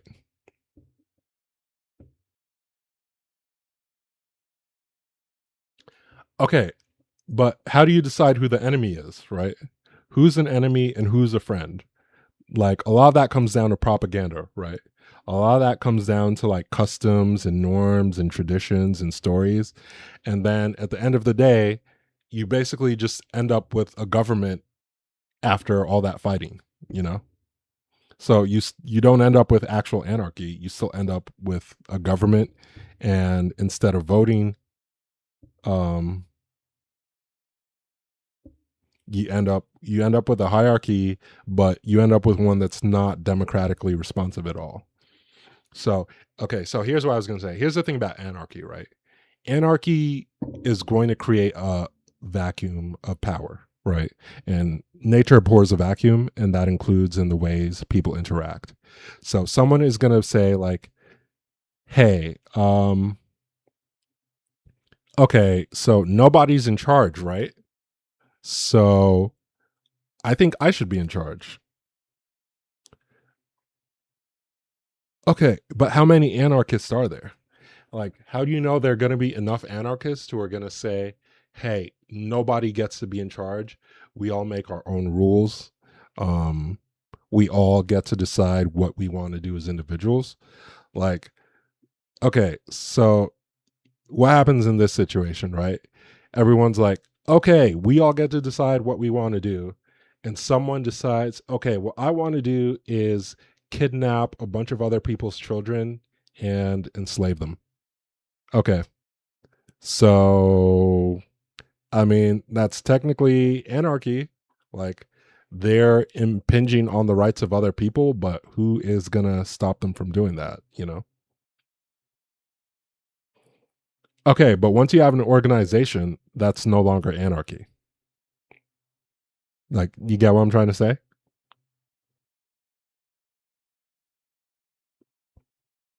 Okay, so if you have an organization, right? What makes it an organization? Yeah, exactly. Exactly. Anarchists, like, you end up in a situation where someone does something really bad that nobody likes, and then you just end up back with having a government anyway. Like, if there's no hierarchy, if you have no hierarchy, then you have to have a referendum democracy, right? So you have to literally vote on everything everyone does. That's the only way you have no hierarchy. So that's still democracy. Or you end up building an organization. And what's an organization? It's a group of people that adheres to certain rules. Once you start adhering to certain rules, that's technically no longer anarchy. You can call it anarchy, but anarchy means no rule, right? Like, it means rule by no one. No one makes any rules. An organization inherently has rules. Okay, what does anarchy mean? Okay, no hierarchy. So you're saying you'll have rules, but there's no one who is in charge of enforcing the rules. So everybody in the organization has equal ability to enforce the rules. Okay, so let's say, all right, my neighbor really doesn't like me, right? And in our anarchist organization of total equality and solidarity, there's a rule against stealing. But my neighbor, he really doesn't like me, and he says I stole his PlayStation 5, right? I didn't steal his PlayStation 5, but he finds 3 other people who don't like me, and they also agree that they saw me steal the PlayStation 5. And I have one person who was with me the entire time that he accused me of stealing the PlayStation 5. Okay? But so it's that one person versus the 3 or 4 people that the other person got to go against me. And it's like, okay, so now we have to collect evidence, right? So who gets to decide who collects the evidence against me, right? So there are no law enforcement people because there's no hierarchy. So we have to somehow vote on who collects the evidence to see whether I stole the PlayStation 5. So would we get everyone in the organization to vote to elect the person who's temporarily in charge of collecting the evidence against me? Okay, so let's say the person who accused me of stealing finds a bunch more people and they say, hey, I will give you like 2 loaves of bread if you vote for my friend to be in charge of the investigation. And so he bribes all these people to. Okay, so if that fails and then a random anarchist takes initiative and say they'll deal with it, then technically you've created a temporary hierarchy, because that person could either be a mediator and the 2 parties could come to some sort of agreed resolution, but let's say they don't come to a resolution, right? And the person who says I'll deal with it, they have to come to some sort of judgment, right? Okay, but what is natural leadership? Okay, a king could say he's a natural leader, right? What did kings used to say to justify their rule? They say that they were divinely ordained. What is more natural than divine ordinance? Who are you to say? Like, okay, Graham Platner could be a natural leader because he's charismatic, but he just got accused of raping a woman and nobody wants to support him anymore. Like, it's not about me though, you know. But that's a point. It's not about me.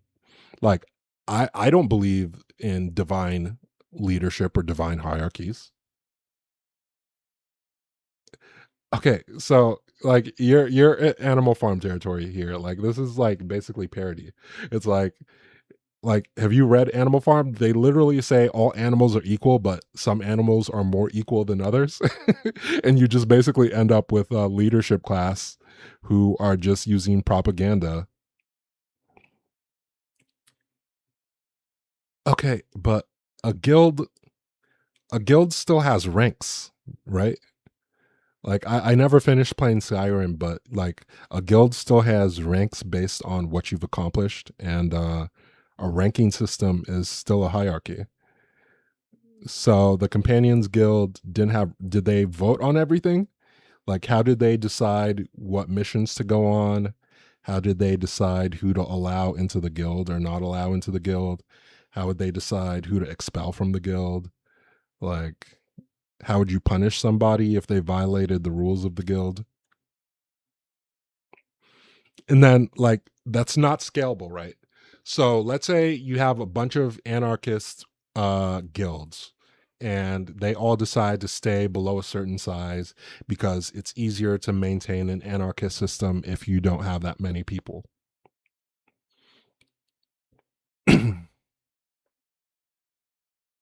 Okay, but so let's say you have a bunch of people, let's say they want to vote on what to do with a river, right? So some people want to create a dam with a river, and a bunch of other people are like, hey, no, I need that river to flow down by my house so I can like wash my clothes and swim and get like fresh river water because it's a really clean river. But a bunch of people who live near the top of the river are like, no, we want to create a dam or a mill so we can like mill flour and we can generate electricity.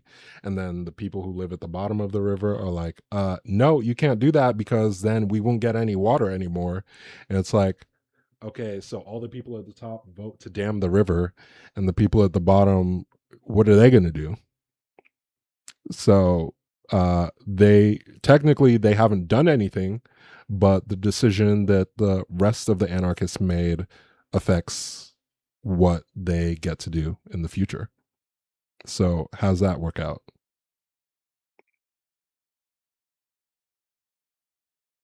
So technically the people who don't want the dam, they haven't done anything, but they still get affected by the people who created the dam doing something. So what do you do in that situation? I'm really interested to hear how anarchists resolve that. Okay, but you can't say that because you're proposing, you can't say it's not your problem because a bunch of people are going to be like, hey, we really don't like this anarchy thing. So, like, once you have all these anarchies, a bunch of other people are going to be like, you know what? We're not liking how this is working out. So we're all going to band together and we're going to just recreate a hierarchy. And since they all band together, they're going to be more powerful than all the anarchists.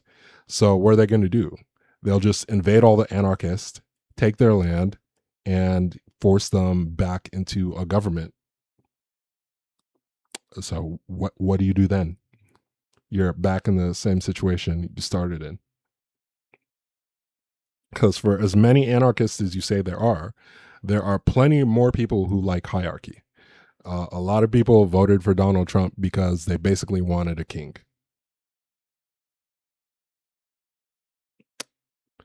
Okay, so if you topple the leader, there's going to be someone else who wants to take his place.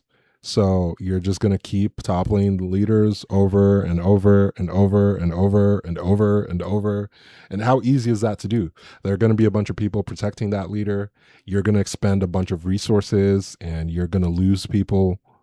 Like you have to really engage.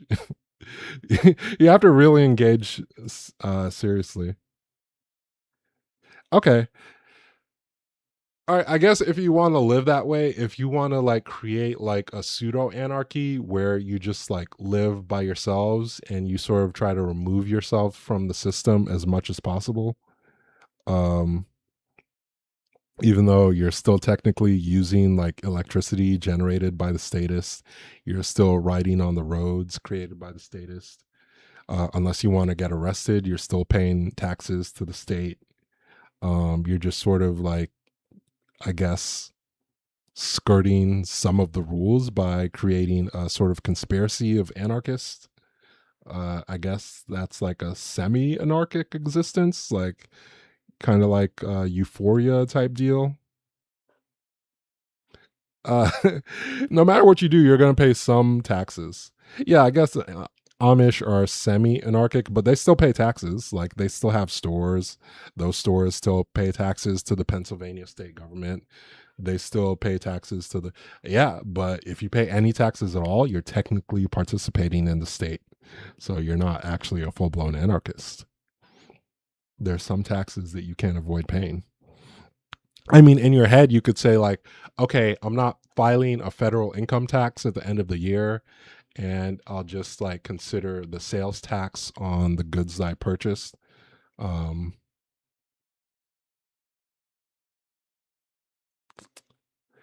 Okay, is just no hierarchy. All right, so let's say a bunch of people in your anarchist commune decide to light something on fire and it spreads across the whole territory, right? And you can say like, okay, we're all anarchists, but we're not insane. We all want to just live our lives. We all want to live in peace. But let's say you had someone go insane and they start a fire and it spreads throughout the state, and the state comes and arrests a bunch of you. And so would you just like let that person go to preserve whatever you can of your anarchist existence, or would you try to protect that person from the state attempting to hold them accountable for committing a crime against the people who aren't a part of your anarchy by starting a fire?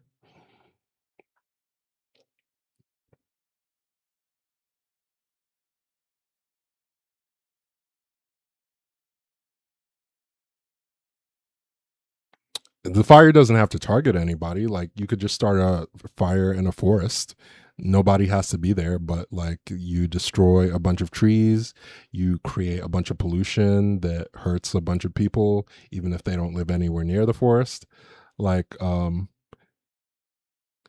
yeah, you can say forest fires are cringe, but let's say someone joins your anarchist commune and you don't really vet them, and it turns out that they're an arsonist and they just really like setting shit on fire.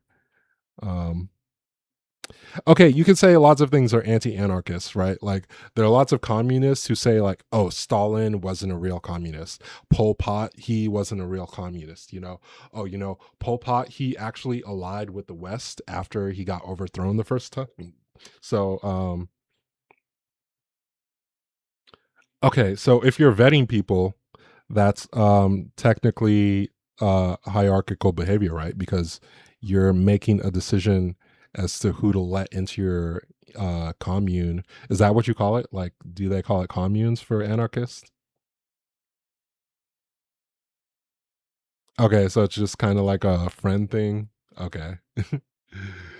I mean, here's the thing, right? Even if you carve out like a somewhat anarchical existence, you're still existing on the skeletons of the structure that was created by statists, right?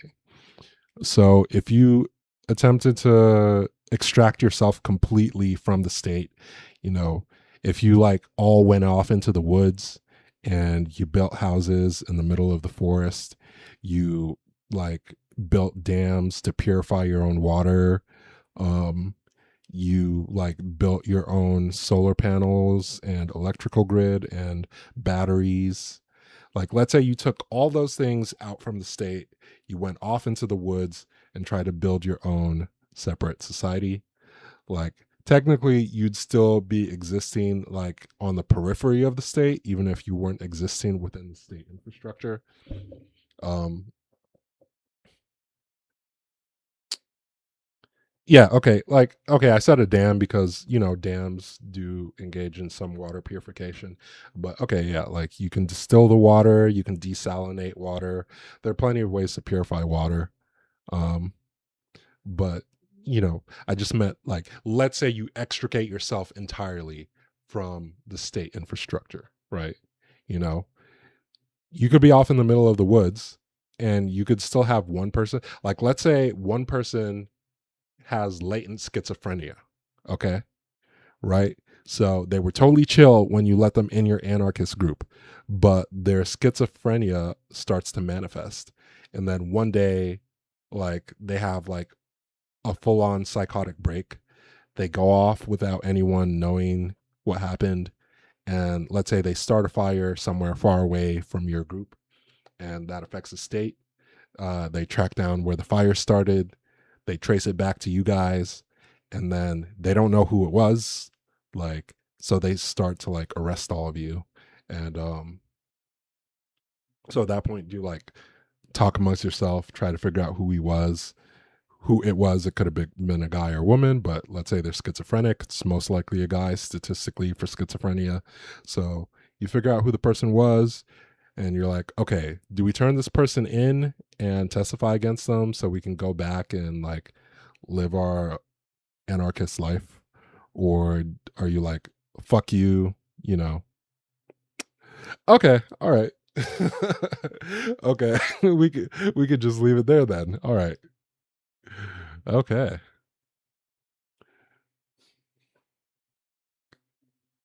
Okay. Yeah, that's one way for it to go. Let's just say that's one way for it to go. All right.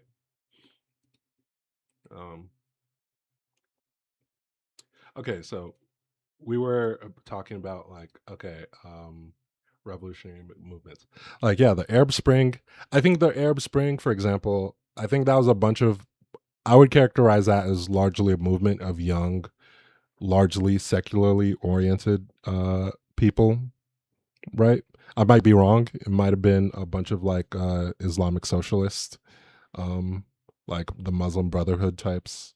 Pretty sure Morsi was affiliated with the Muslim Brotherhood. Yeah. Okay, so he was affiliated with the Muslim Brotherhood and led the Freedom and Justice Party. Uh, Western Spring, I don't think that's happening anytime soon. I think most Westerners are too fat and happy. Even if they're not happy, they're too fat. Sorry. Even in Canada, all right, I have family up there. I know y'all have fat people too. It's not just us Amerifats, okay?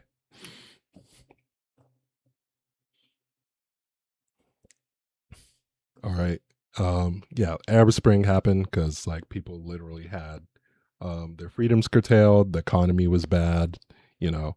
So if you have no freedom and you don't have a job, you're gonna be more likely to rebel. And you had Mohammed Morsi, and he basically just came in and instituted a lot of the same repressions people rebelled against. Um, you know, so that was left Islamist movement. You know, so what do you do if the left Islamist gets in and they start repressing people just like the secular dictators? You know, so that's why I'd rather. Yeah, I think it went better in some places, right? Like I think the Arab Spring it went better in like Morocco and Tunisia, for example, than it did in like Egypt and Syria, and I'm not sure how far it went in Lebanon. I didn't really hear anything out of the Arabian Peninsula at the time, um, but yeah, I think there were a lot better outcomes in like North African countries, at least on the western half of the continent, than like let's say the eastern half. Yeah, like I think Tunisia was it in Tunis where that food cart vendor like self-immolated, and that started the Arab Spring there. I'm not sure if it was there or in Morocco, um,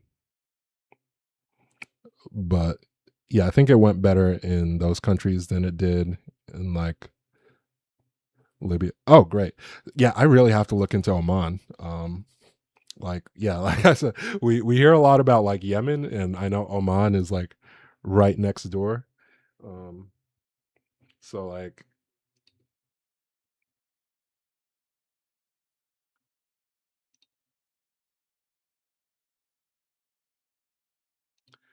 yeah, it's like yeah, you know, you got Yemen here, and they've had the Houthis, they've had all this instability. Um, I think most people in Yemen like live like right here, right? So like yeah, you've had all this instability with like warring families and whether they recognize the government or not, and then you had Saudi Arabia, Bouazizi. Okay, is that how you say his name, Bouazizi, or is it Bouazizi or Bouazizi?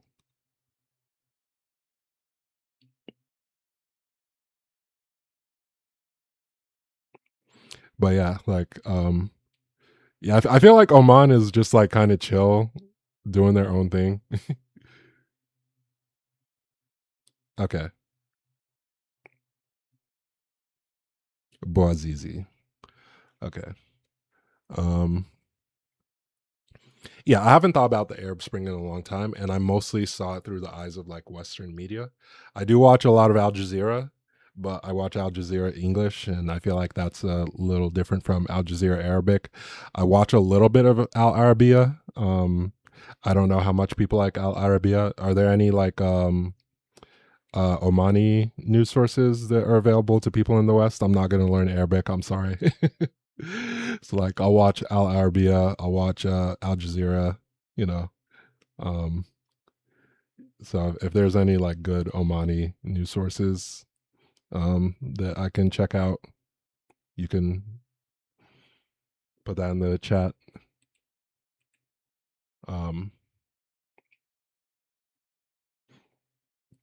okay, so do you guys mostly watch Al Arabiya or Al Jazeera or um, newspapers, or what do you guys rely on mostly? Or is there anything out of like the UAE that I don't know about? Yeah, Al Jazeera. Okay. Do you watch Al Jazeera Arabic or Al Jazeera English? I don't think I've ever watched Al Jazeera Arabic really. I'm guessing Al Jazeera Arabic.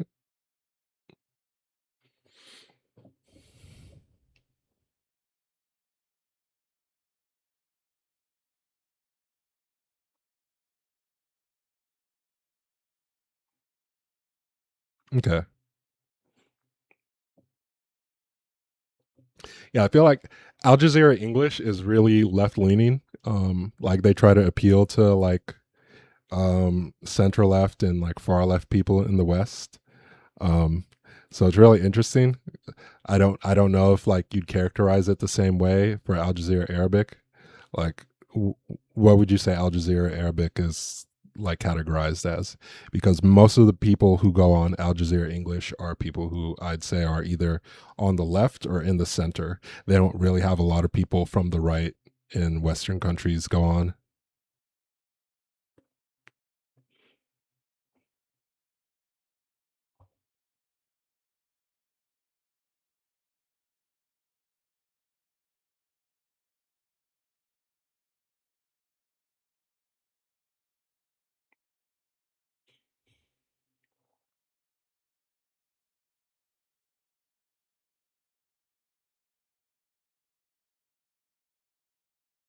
Or you know, maybe you don't really have people who are like politically aligned. Like I know some news places still try to be like fully objective. So I don't know if that's what they do. Okay, so like I guess you could characterize it as like a leftist Islamist. Like would you characterize the Muslim Brotherhood as leftist? Because like I think most people would characterize it in the West. In my opinion, I think most people in the West call them like leftist Islamist. Like, you know, they want like public hospitals, public education, public welfare, but like in alignment with the Quran, you know.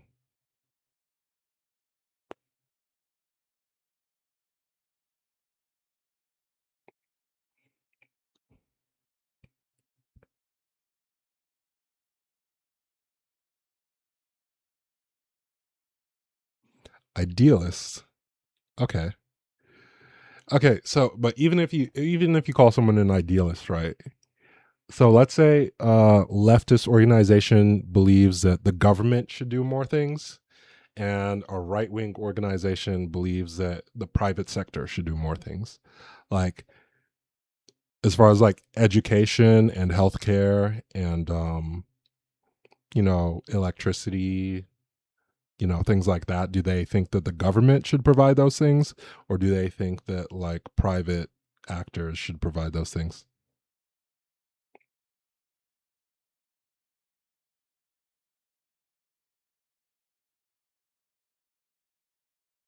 And I know there are different parties that fall under the umbrella of the Muslim Brotherhood. So I get that they might have like differences in how they think things should act. I'm not trying to like conflate all these different parties into like a single movement, but there's an organization called the Muslim Brotherhood, and I believe that a bunch of different parties fall under that label.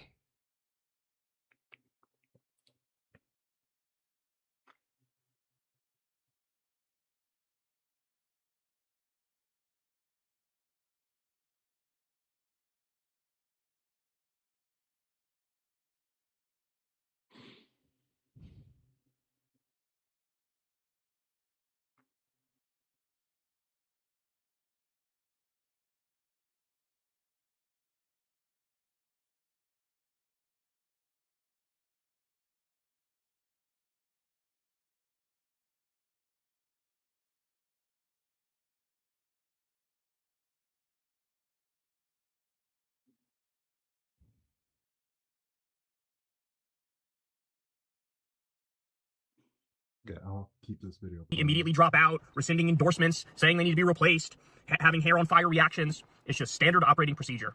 And that's how you know that our politics are currently in hell. Again, I'm not trying to downplay what happened with Graham here and the allegations. The allegations are serious and there's evidence, and they're certainly way more credible than the previous ones. But I just wish that we can get our politics to a place where you also see this kind of a reaction when it comes to genocide. And I think we all need to ask ourselves. Oh man.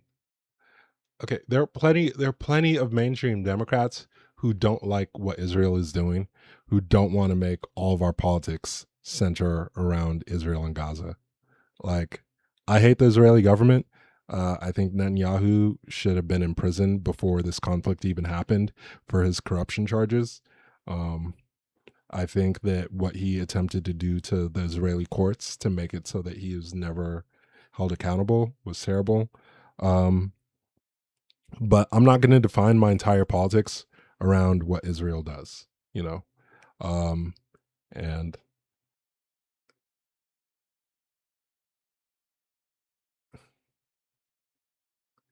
okay.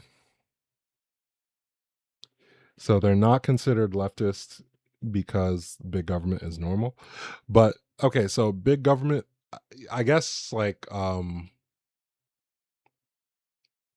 I guess you can say having a big government isn't always necessarily leftist.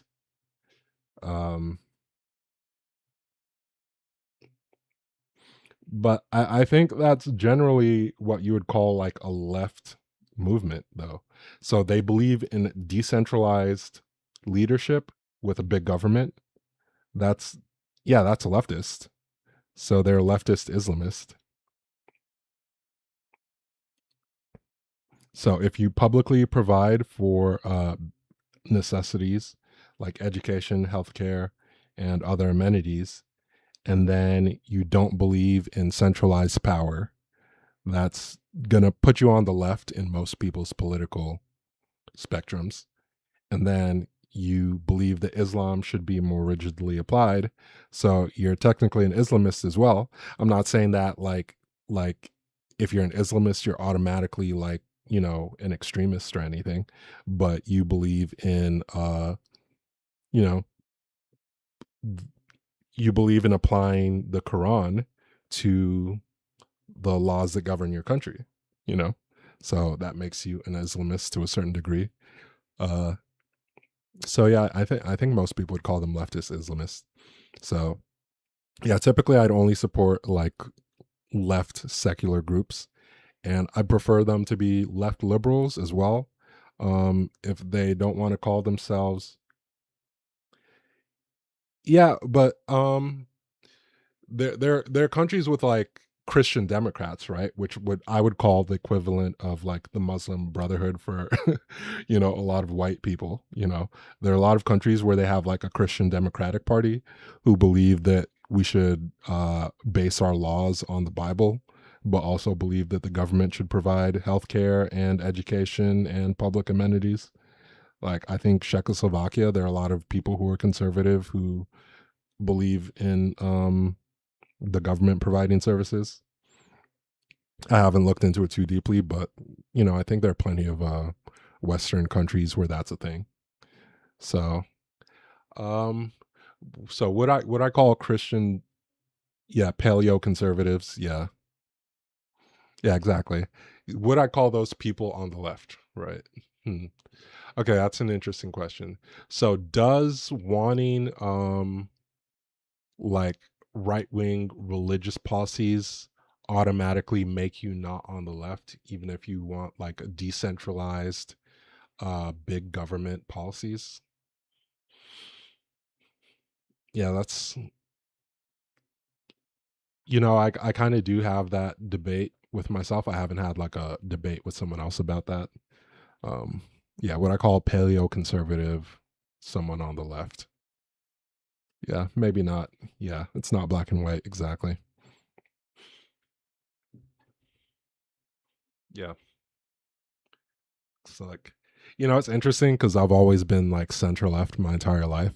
I don't think I've ever believed in anything else. Like I've called myself a liberal, like a left liberal, since I was like 11 years old. So that's a pretty long time. So yeah, I would say I have a pretty set, rigid political philosophy. It's not rigid in terms of methods, but I definitely have a range of things I believe that I'm not willing to compromise on. So it's interesting to see people who sort of synthesize things that I would consider to be on different ends of the political spectrum. But if that works for those countries, then no one has any right to tell them how they should govern themselves, as long as you provide for your people and you live in peace with your neighbors. Then like you shouldn't have the US or Russia coming into your country telling you how to do things. US, Russia, China,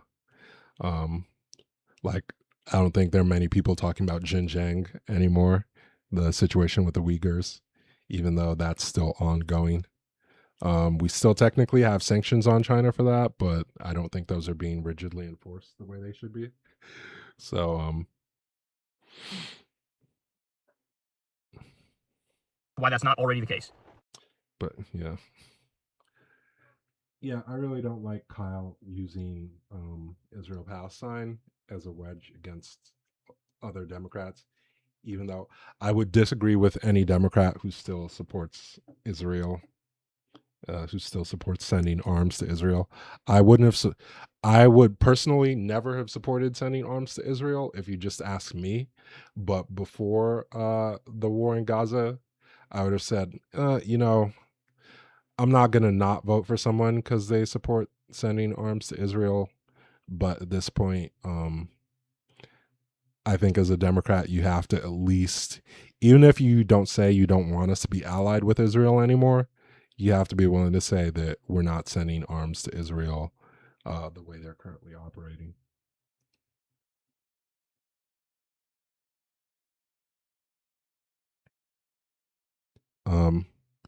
Okay, and this was the video before the Grand Platner thing. So this is Daria Eliza Chevalier. This is Claire Valdez. Obviously, we all know who Hassan Piker is. So as you all know, we've had many Zoran-backed candidates recently win, DSA candidates recently win, left-wing insurgent challenger candidates recently win. And this is a big deal, bro. This is a big deal. And what I have here is a great clip for you. And by many, he means 2, 3. Literally 3 DSA people have won primaries. 2 in New York, 1 in Colorado. This is Hassan laying out. And okay, we already have Summer Lee in Congress. I don't think she's a member of the DSA anymore. We have Alexandria Ocasio-Cortez. I think the DSA no longer endorses her. We have Ilhan Omar and Rashida Tlaib. I'm pretty sure they're both still aligned with the DSA. I'd have to check for Ilhan Omar, but I don't think Ilhan Omar has gone against the mainstream of the Democratic Party recently.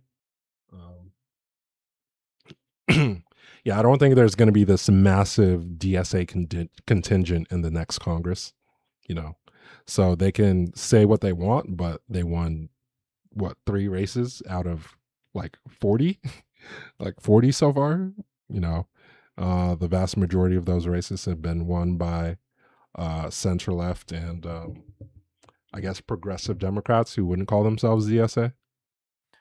In very simple terms, how MAGA is cooked against democratic socialists, because finally we're fighting political battles and ideological battles on our grounds. This is what we've always wanted for a very long time. Now it's actually happening. Let's see what he has to say. Here we go. For the first time ever, you are seeing Republicans. But you're not fighting on your grounds. You're fighting on the Democratic Party grounds. You're running in Democratic primaries.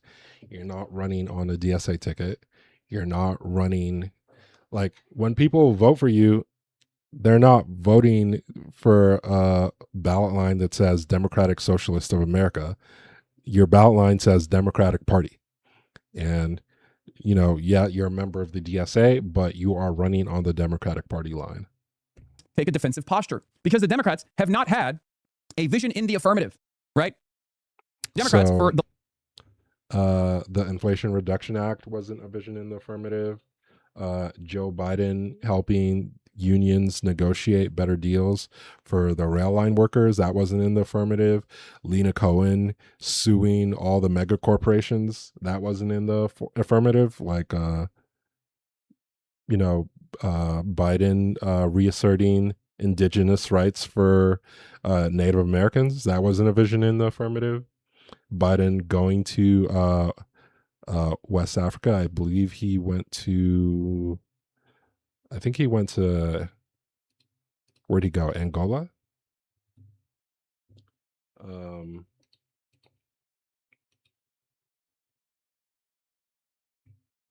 don't know why Biden went to Angola, and unfortunately his last year in office, I don't know why they do this. They wait till their last year to go to an African country in sub-Saharan Africa. It makes you think they're not really taking the whole issue of reconciling with sub-Saharan African countries and having actual bilateral trade relations seriously.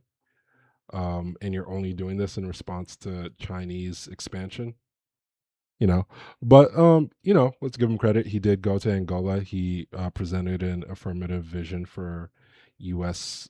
Interaction with sub-Saharan Africa. I think I'm fine with Biden having run again. I don't think anyone could have seen the debate performance he had coming. As much as people want to say he was senile, he did interviews right before the debate. I watched almost every single Joe Biden interview. He did hour-long interviews. He was very coherent. He talked about very complicated topics. Listen to Donald Trump talk. He can't string together a complex sentence to save his life. Biden had nuanced interviews about complicated topics on trade, the Russian invasion in Ukraine, Israel-Palestine, whatever you like. I think his policy on Israel-Palestine was terrible. He could have made the U.S.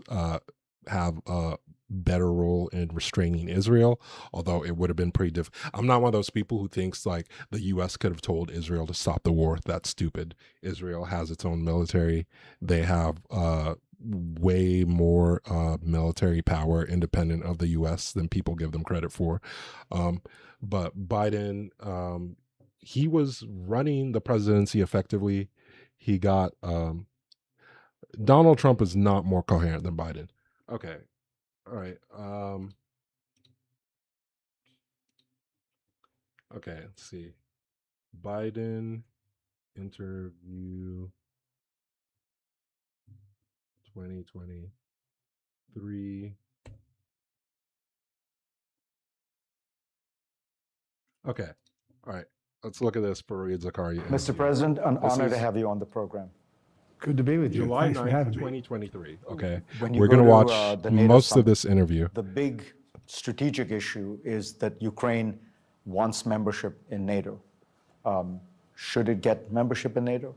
I don't think it's ready for membership in NATO, but here's the deal. I spent, I'll play it at as you know, a great deal of 1.4 time trying to speed. hold I NATO don't want to together, play it because I too believe fast. Putin has had an overwhelming objective from the time he launched 185,000 troops in Ukraine, and that was to bring. All right. He said the amount of troops that Putin sent to Ukraine, he's delineating the goal of Putin's invasion. He's talking about the NATO alliance. NATO. Like, what the fuck does Donald Trump talk about? He says, like, we're a great country, we're doing big things. Like, Donald Trump speaks in simple sentences. He has the vocabulary of a grade schooler. So it's easy to seem like you're coherent if you talk like a child. Like, I'm sorry, he literally talks like a child, like an actual child. He was confident, in my view, and many in the intelligence community, he was confident he could break NATO. So holding NATO together is really critical. I don't think there is unanimity in NATO about whether or not to bring Ukraine into the NATO family now, at this moment, in the middle of a war. For example, if you did that, like, have you seen this interview? You know, and I mean what I say. Does he sound incoherent here? Every inch of territory that is NATO territory. Like, I watched this interview when it came out. Made, no matter what. If the war is going on, then we're all in a war. You know, we're in war with Russia, if that were the case. So I think we have to lay out a path, for the rational path, for for Ukraine to be able to qualify to get into NATO. And we have, when the very first time I met with Putin 2 years ago in Geneva, and he said, I want commitments on no Ukraine in NATO. I said, we're not going to do that because it's an open door policy. We're not going to shut anybody out. NATO is a process that takes some time to meet all the qualifications, and from democratization to a whole range of other issues.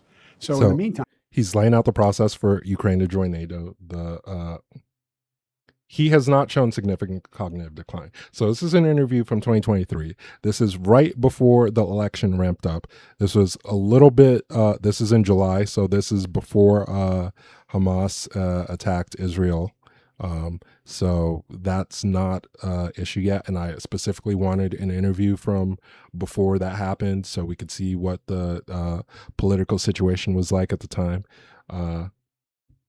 Yeah. Okay, normal speed, but like you hear the words he's saying, like you hear, like he's not making any slip ups. No, I've spoken with Zelensky at length about this. And one of the things I indicated is the United States would be ready to provide, while the process was going on, and it's going to take a while that was going on, to provide security a la the security we provide for Israel, providing the weaponry, the need, the capacity to defend themselves if there is an agreement, if there is a ceasefire, if there is a peace agreement. And so I think we can work it out, but I think it's premature to call for a vote, in now, because there's other qualifications that need to be met, including democratization. This is at normal speed. Those issues.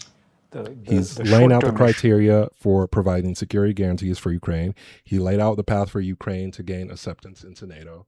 He delineated the goals Russia had in the invasion of Ukraine. Sounds like a pretty bunch of coherent policy statements to me. And this is right before the NATO summit is Sweden. Will Sweden, are you optimistic this is that summer Sweden will 2023 be to join NATO relatively soon? I am. I've met recently with the Swedish Prime Minister here. Sweden has the same value set that we have in NATO, has a small nation, but has the capacity to defend itself, they know how to fight, and I think they should be a member of NATO. You know better than anyone, the holdup is Turkey. Turkey and Sweden is making adjustments in their law to relate to whether or not have people burning the Quran. Well, they aren't Swedes that are burning the Quran. They are immigrants who are burning the Quran, and that gives an excuse and/or puts. So he's addressing like one of the hangups that Turkey had with Sweden joining NATO, and that wasn't the actual reason. Turkey just wanted to have a leverage point with which to negotiate issues of immigration, their policies with the Kurds. Like, everyone knows that that's really why Turkey was holding up Ukraine joining NATO. It was because of the Kurds, and using immigration as a leverage point. But Biden isn't going to say that because he doesn't want to piss off Erdogan. So he's going to, recognize the surface reason that Turkey gave for not wanting Sweden to join NATO, so Erdogan that he doesn't burn any bridges. And so they're moving to stop that. So he's reaching out to Erdogan. He's saying Erdogan is in a tough spot. We have to provide room for him to allow consensus to develop for Sweden to join NATO. He's making very nuanced arguments here. Like, it's coherent. He's laying out the points. He's providing favorable light for Turkey holding up Sweden's joining NATO. He's giving Erdogan room to negotiate. Like, he's doing a lot of things here. Like, if you listen to the words he's saying, if you understand the context that existed at the time, and the context of this interview, this is perfectly coherent. He's addressing complex policy issues. And like, if you have a link of a single Donald Trump interview where he addresses policy, even at this level, like, this has been 4 minutes? We're 4 minutes in, and he's already laid out some pretty relatively complex foreign policy points. Number one. Number two, there is Turkey is looking for modernization of F-16 aircraft, and Mitsotakis in Greece is also looking for some help. And so what I'm trying to like, do you think Donald Trump even knows who Mitsotakis is? Like, do you think Donald Trump knows any Greek leaders right now? frankly put together is a little bit of a consortium here where we're strengthening NATO in terms of the military capacity of both Greece as well as Turkey, and allow Sweden to come in. But it's in play. It's not done. But you're hopeful. I'm hopeful. Matter of fact, I'm optimistic. You have news. The news is that the administration is going to provide cluster munitions to the Ukrainians. These are weapons that 100 nations ban, including some of our closest NATO allies. I'm pretty sure he's talking at the same speed as Russians might be using it, admittedly, against civilians. He's not talking particularly slowly press here. Secretary said this might constitute war crimes. What made you change your mind and decide to give them these weapons? My headset died, so I'm going to have to switch to my plug-in headphones.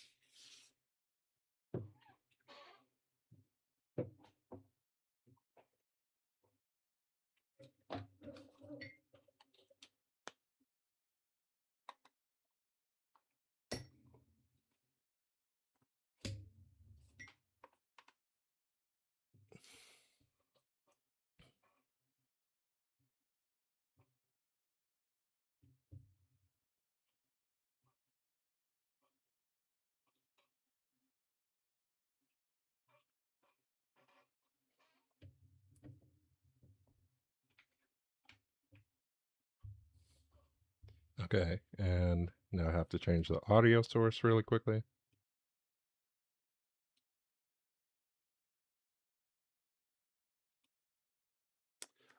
You really believe the drug stuff?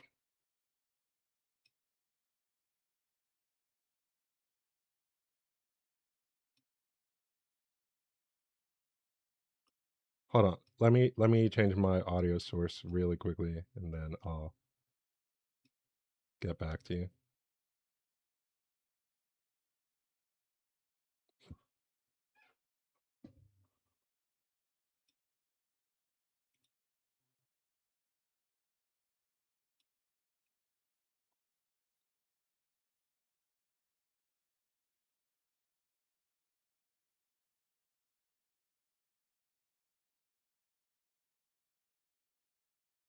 Weapons. Two things, Fareed, and it was a very difficult decision on my part. Okay. Did the volume get louder on the video? And by the way, I discussed this with our allies, discussed this with our friends up on the Hill. And we're in a situation where Ukraine continues to be brutally attacked across the board by munitions, by these cluster munitions that have dud rates that are very, very low, I mean, very high, that are dangerous to civilians, number one. Number two, the Ukrainians are running out of ammunition. The ammunition that they call them 155 millimeter weapons. This is a war relating to munitions, and they're running out of that ammunition, and we're low on it. And so what I find, like, he's referencing specific munitions. Like, I don't think Trump, like, what munitions does Donald Trump even know that exists in the U.S. arsenal? Like, I think he can name like HIMARS. That's like an easy one to remember. Besides that, like, he could say like F-35s, I guess, because those are the most popular jet in the U.S. fleet. Like, Donald Trump thinks we should be building battle cruisers. Battle cruisers are like a defunct military technology for U.S. strategy. Like, we're not gonna be getting into fights with other ships in the water. We use ships to launch planes, to source submarines, like to basically serve as ocean-borne artillery. Yeah, but I'm arguing that so Joe Biden has slowed down verbally, but I don't think he's declined cognitively. So I just want to play a little bit of this. Then he did a speech literally right after the debate.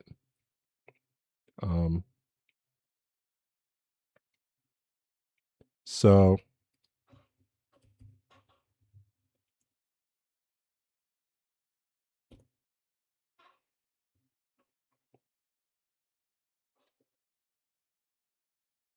oh my goodness, can I even find?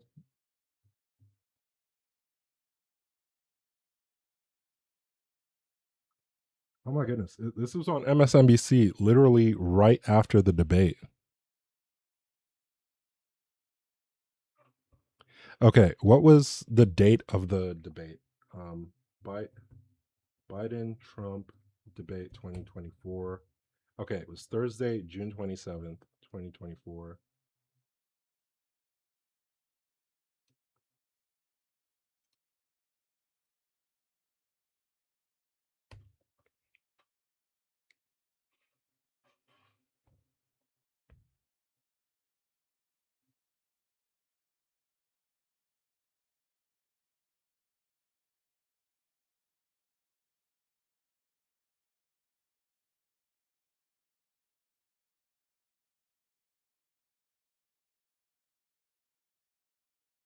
How's nobody have the speech?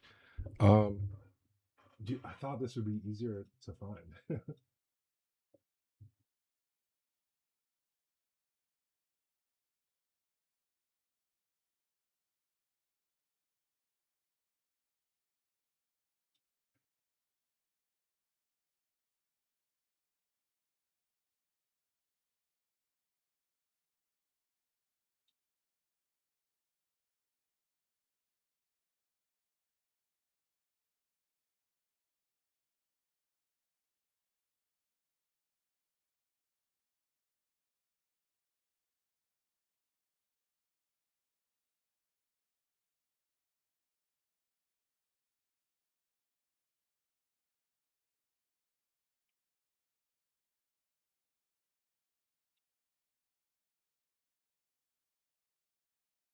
Okay, let's watch a speech from the next day.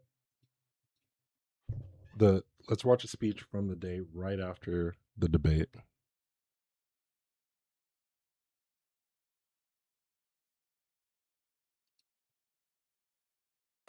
Now, folks, I don't know what you did last night, but I spent 90 minutes on a stage debating a guy who has the morals of an alley cat.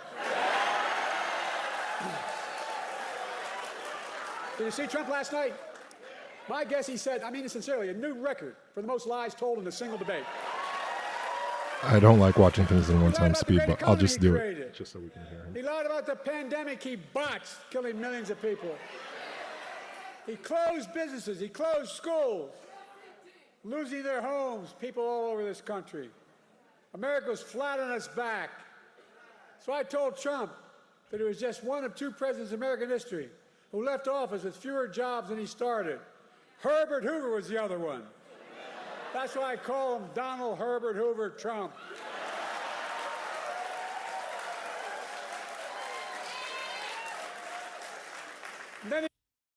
But again, like, I don't believe the conspiracies that, like, oh, he was in amphetamines and they just didn't drug him up correctly before the debate.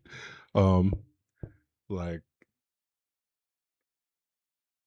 he had been ill right before the debate happened. He had traveled. I believed he had been on a foreign policy trip for like 3 or 4 days, and then he came right back, had to do the debate right after getting back from the trip. Like from the reporting at the time, I believe like almost everyone who went on that trip was entirely exhausted when they came back. I believe he caught something while he was on the trip, you know. So he was literally sick. Everyone knows he has an issue with stuttering and speaking. I don't think there's any proof that Joe Biden is incoherent. So let's try to find something recent. Okay, so this is from a Maryland Democratic. I haven't listened to this, so. Hello. He does look worse. Like he's aged pretty badly in the last year and a half.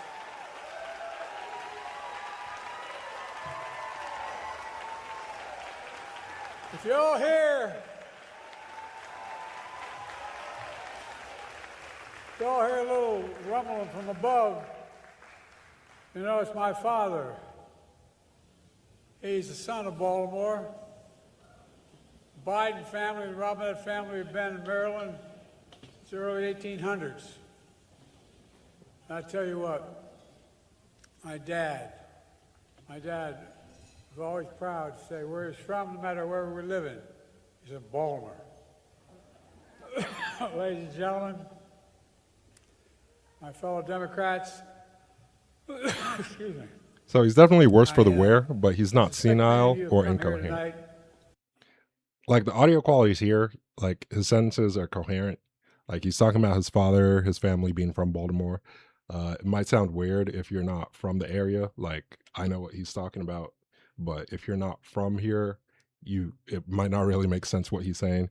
So he's saying that like, oh, you know, his grandparents and his father were from Baltimore, and once you're from Baltimore, you're always from Baltimore. And, you know, like you might, if you're not from there, you might be like, what the hell is this guy saying? Why is he talking about this Baltimore place? But that's a pretty big city in Maryland. So if you're from Maryland, like me, I've lived most of my life in Maryland. So I know what he's talking about here. Seeking some hopeful and news amid an indelibly dark time in our country. Folks, I know the Democratic Party. I fought for my whole life. I'm still fighting for it now. That's why I'm here tonight, to support Maryland Democrats. And that's why I travel to South Dakota, South Carolina, Nebraska, Pennsylvania, fighting for Democrats up and down the ballot and all over this country, just like I've done my whole life. I know the story of the Democratic Party. I've seen it in times of triumph and trouble. Because I've lived it, I also know the story of America, like many of you. It's a constant push and pull between peril and possibility. It's a battle that's never truly over. Okay, you got a heckler. Well, look.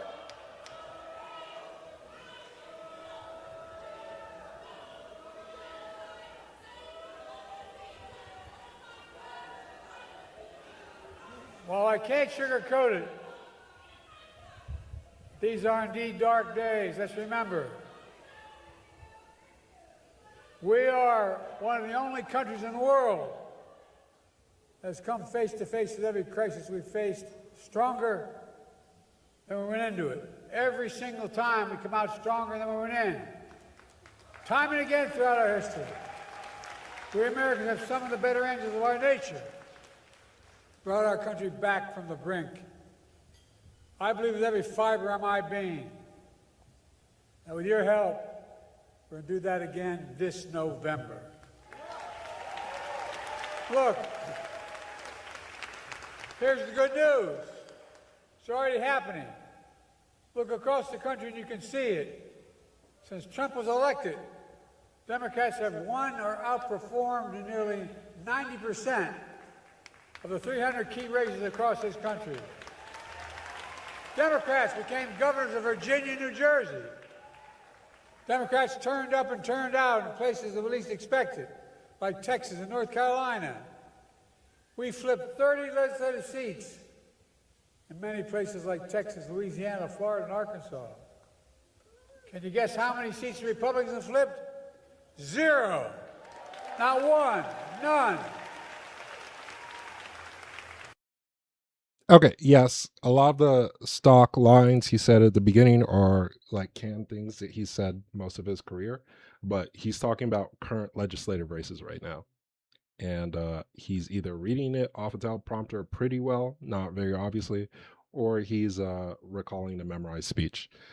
Yes, he sounds old, he's coughing, yeah, he's an old guy. But the question is whether he's senile or not. He's speaking coherently. He's had like one or two lines that he slipped up on. Everybody slips up on lines, no matter how old they are.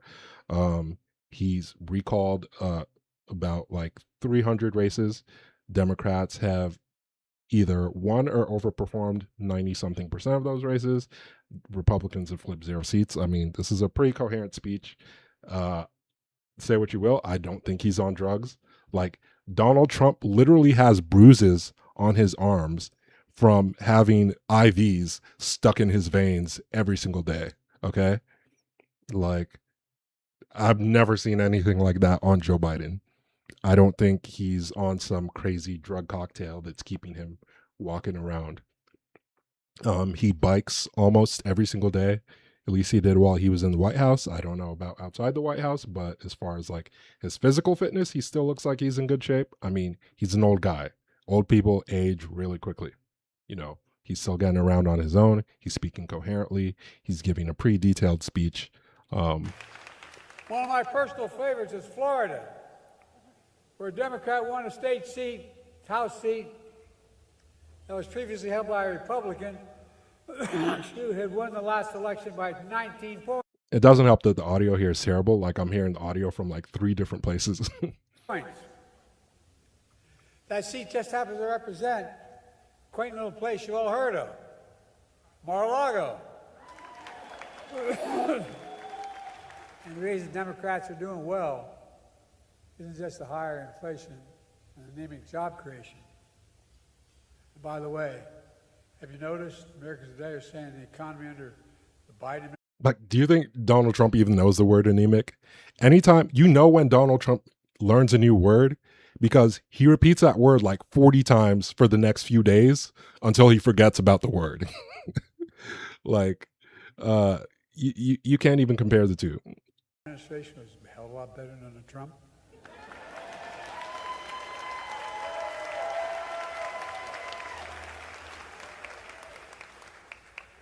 I make no apologies for being the most pro-labor president in American history.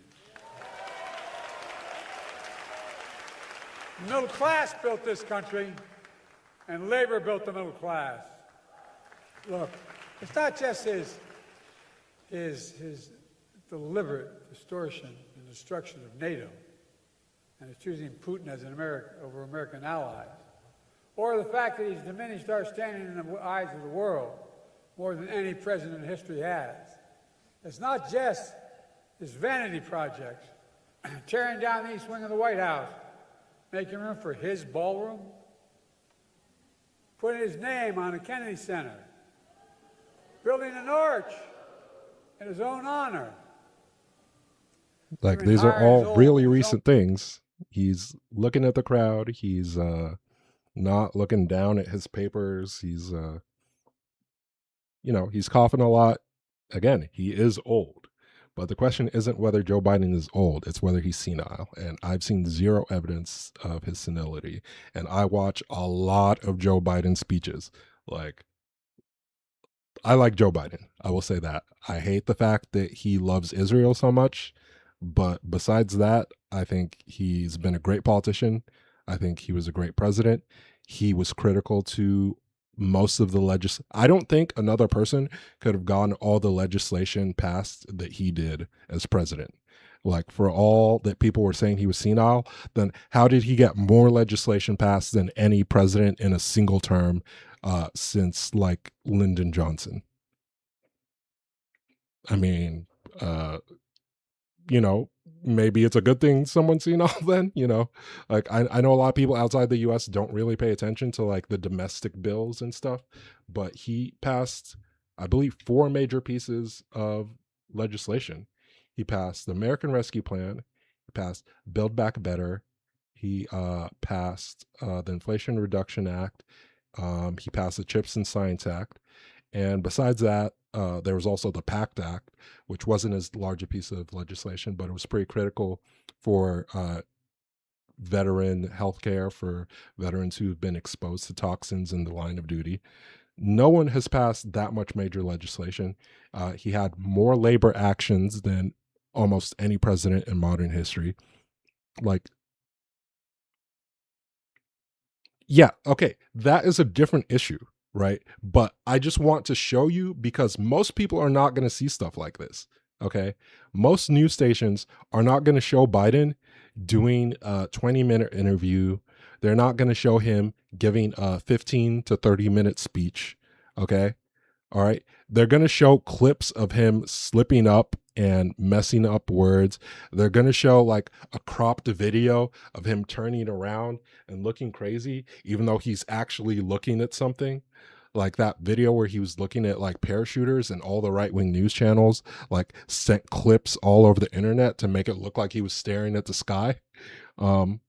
So you might think that you're getting actual news.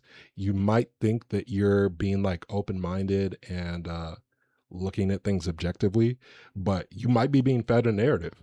And it's really easy to believe that, oh, Joe Biden was senile. It's common sense. Like, look at this old motherfucker. He's like stumbling on his words.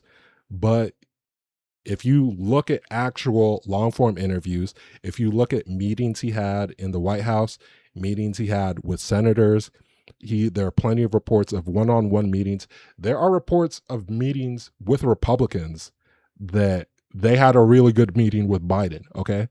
Why would a Republican say, oh, I had a great meeting with Biden, if they didn't?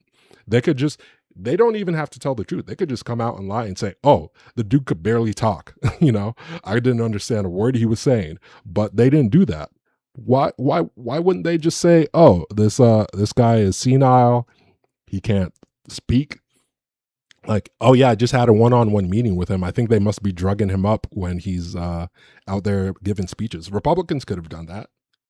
Like, go back and read news articles of meetings Republicans had with Biden while he was president. None of them were saying, oh yeah, this dude can't talk. Like, even showboaters like Anna Paulina Luna, he had a one-on-one meeting with Anna Paulina Luna, who's a crazy representative from Florida who basically lives on social media. And she said it was an informative meeting and she got a lot of information from President Biden. Like, she has every incentive to lie. All her followers want to hear her do is like shit on the Democrats and say the government is broken, nothing works, So they could have all just lied and said, oh yeah, my one-on-one meeting with Biden sucked. Why didn't they do that? And after that debate performance, like, people had concerns about his age before then, but after the debate, you really just saw this narrative sort of start to sort of crystallize, because there were people putting together clips to make it seem like he couldn't talk. And it's easy to find a bunch of clips of someone like floundering and stuttering and sounding crazy. You could do that with anybody of any age, because if you talk for long enough, you're going to mess up. If you talk enough times in the public, you're going to have enough gaffes and flubs and screw ups that somebody can string all of them together, make a supercut, and make it look like you're out of your mind, you know? So it sucks that he was old, you know, he does have a stutter. He did flub a little bit more than most politicians. So it was easier to do that with him than it was with a lot of other people. But again, there's a difference between that and him being senile, okay? Joe Biden was never senile. Whether he should have ran, you know, like, you can take into consideration the fact that this is what he would look like if he were president right now. But Trump is literally in the White House shitting his pants, okay? He is literally pooping in his pants in the Oval Office and talking about his ballroom extemporaneously whenever he can, okay? He'll like be having a meeting that has nothing to do with the ballroom. He'll fall asleep, he'll wake up, and he'll just start talking about the fucking ballroom, you know? What is that? And people voted for him over Kamala Harris. Like, people really need to take into account the fact that they might be being propagandized and they don't even know it. Like, people think, oh, like the mainstream media is propaganda. You don't think Joe Rogan is capable of propagandizing people? You don't think Theo Vaughn is capable of propagandizing people?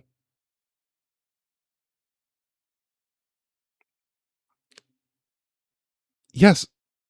Trump does not look the same. He definitely does not look the same.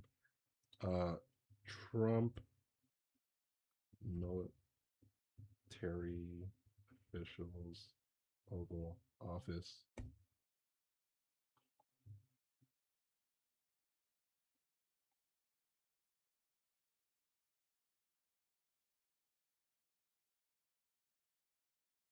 Okay, this is 6 months ago.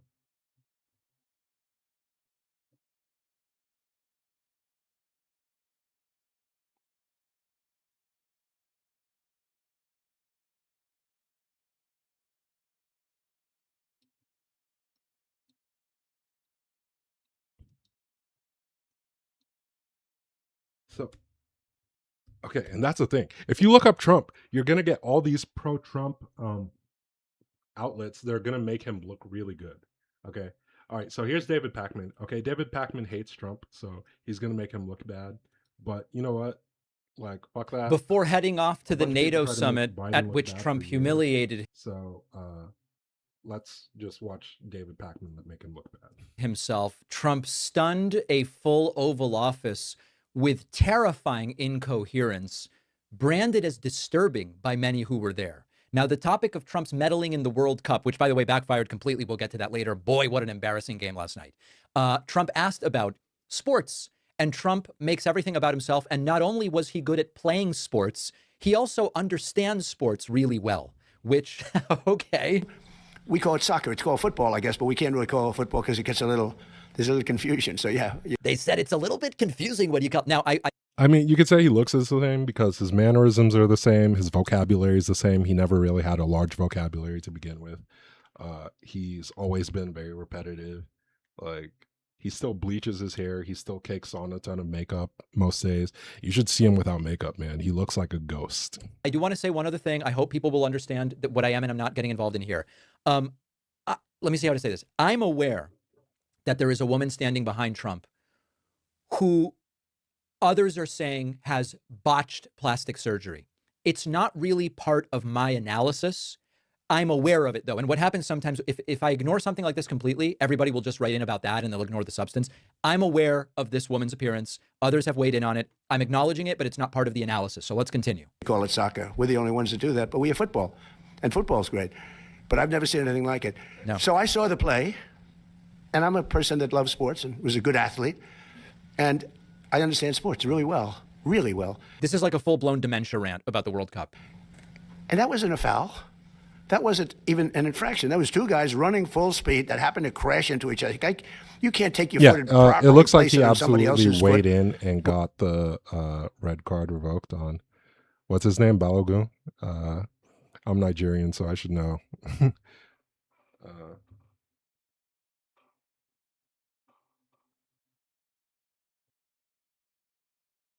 Oh, wait, no. Am I thinking of the wrong guy?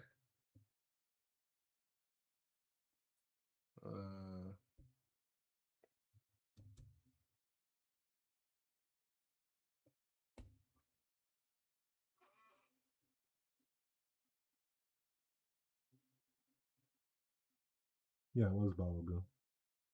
That's my cousin's name, Polari.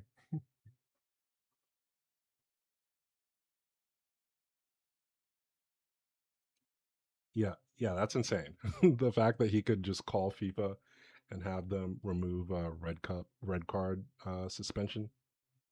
Like, what?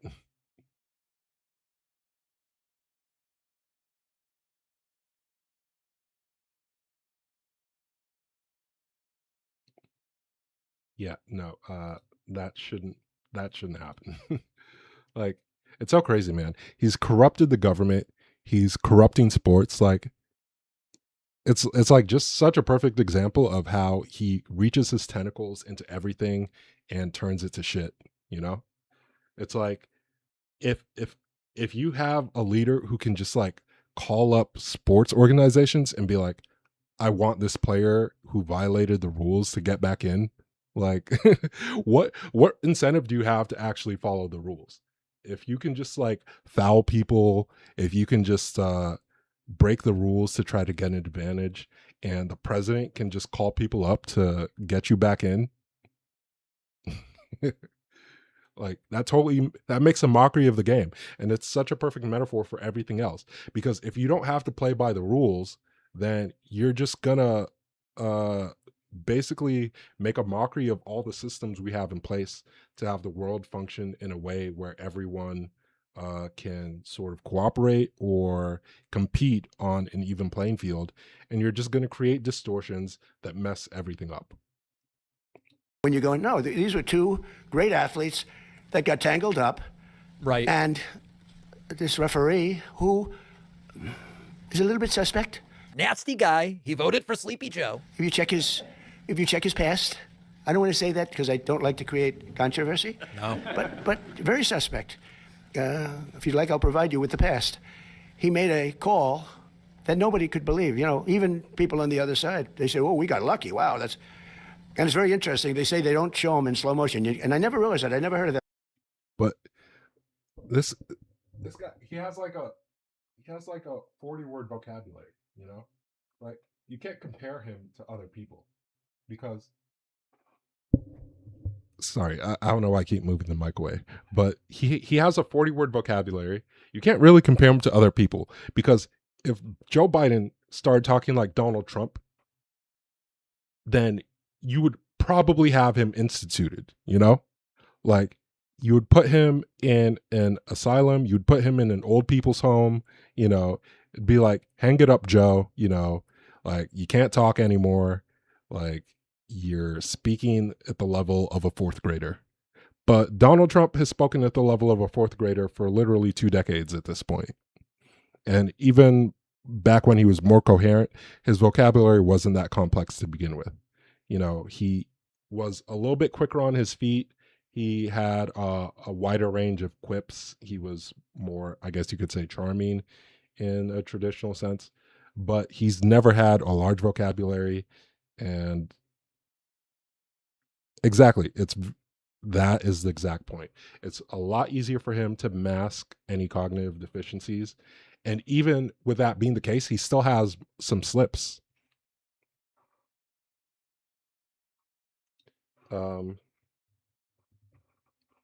Turns, window, ballroom.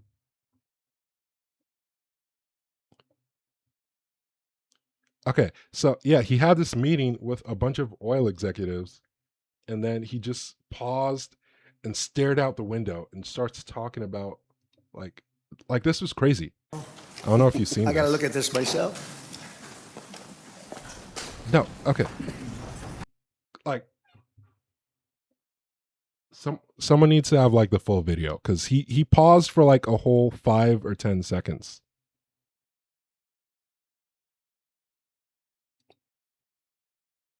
Impressed. But today I'm delighted to welcome almost 24 of the biggest and most respected oil and gas executives in the world to the White House. It's an honor to be with them. This is at 1.25 we have times. many others that were not able to get in. I said if we had a ballroom, we'd have over 1,000 people. Everybody wanted. I never knew your industry was that big. I never knew you had that many people in your industry. This is right after the Here Venezuela we are. invasion. And if you, in fact, if you look, come to think of it, well, I got to look at this myself. Okay, he didn't pause. Wow. What a view. This is the door to the ballroom. What did you unusual time to look. There's nothing there. I figure we might as well do it. If the fake news would like to go back and take a look, you can, but you'll see a very big foundation that's moving. We're ahead of schedule in the ballroom and under budget. It's going to be, I don't think there'll be anything like. There's literally nothing there. He just got up and looked out the window at like an empty construction site. What was that? Like, there's way more evidence for him being senile than there ever was for Joe Biden.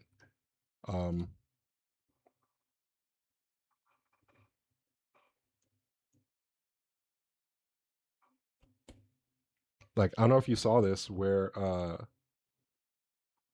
he seems fine. Okay, I don't know how you could say Joe Biden was senile and Trump seems fine.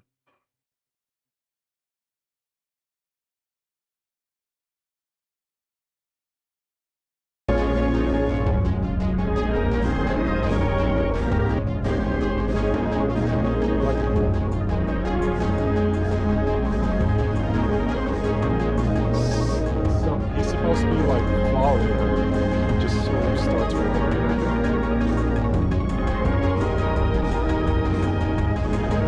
Okay, I don't know why this video slowed down. I'd rather get like an unedited video.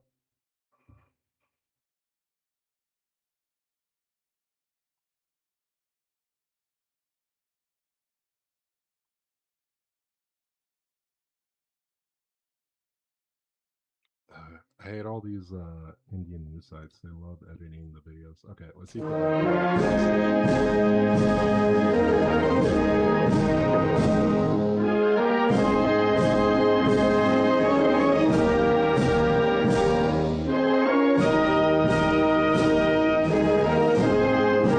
So he was supposed to be following her. He just got stuck staring at those guys playing their instruments.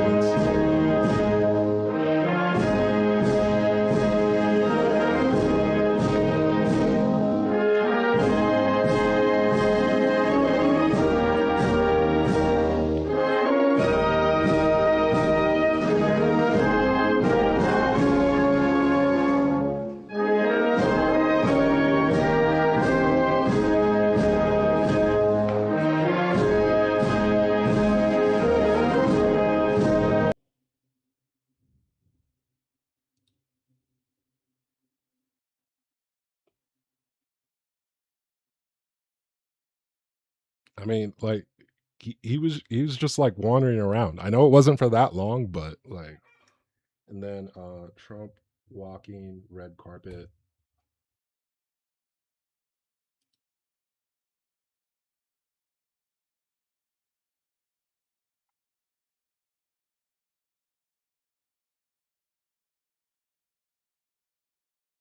Okay, it's not that heavy of a video. Come on.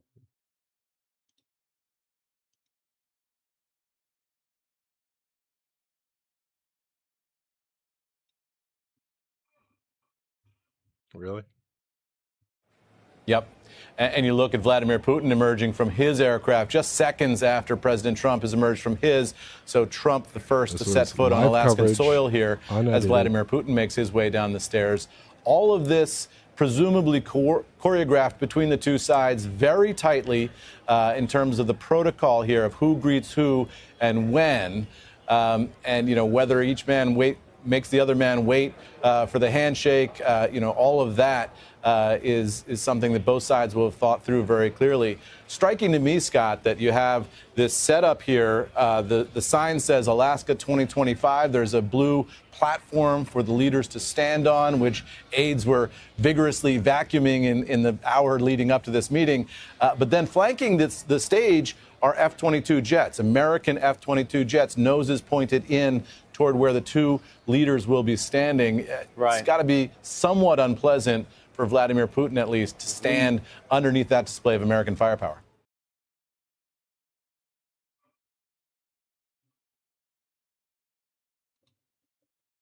Okay, I mean, see, I don't know if that's that bad, but there's way more footage of Trump just wandering off and doing weird stuff than there is of Biden. He could he could barely walk in a straight line.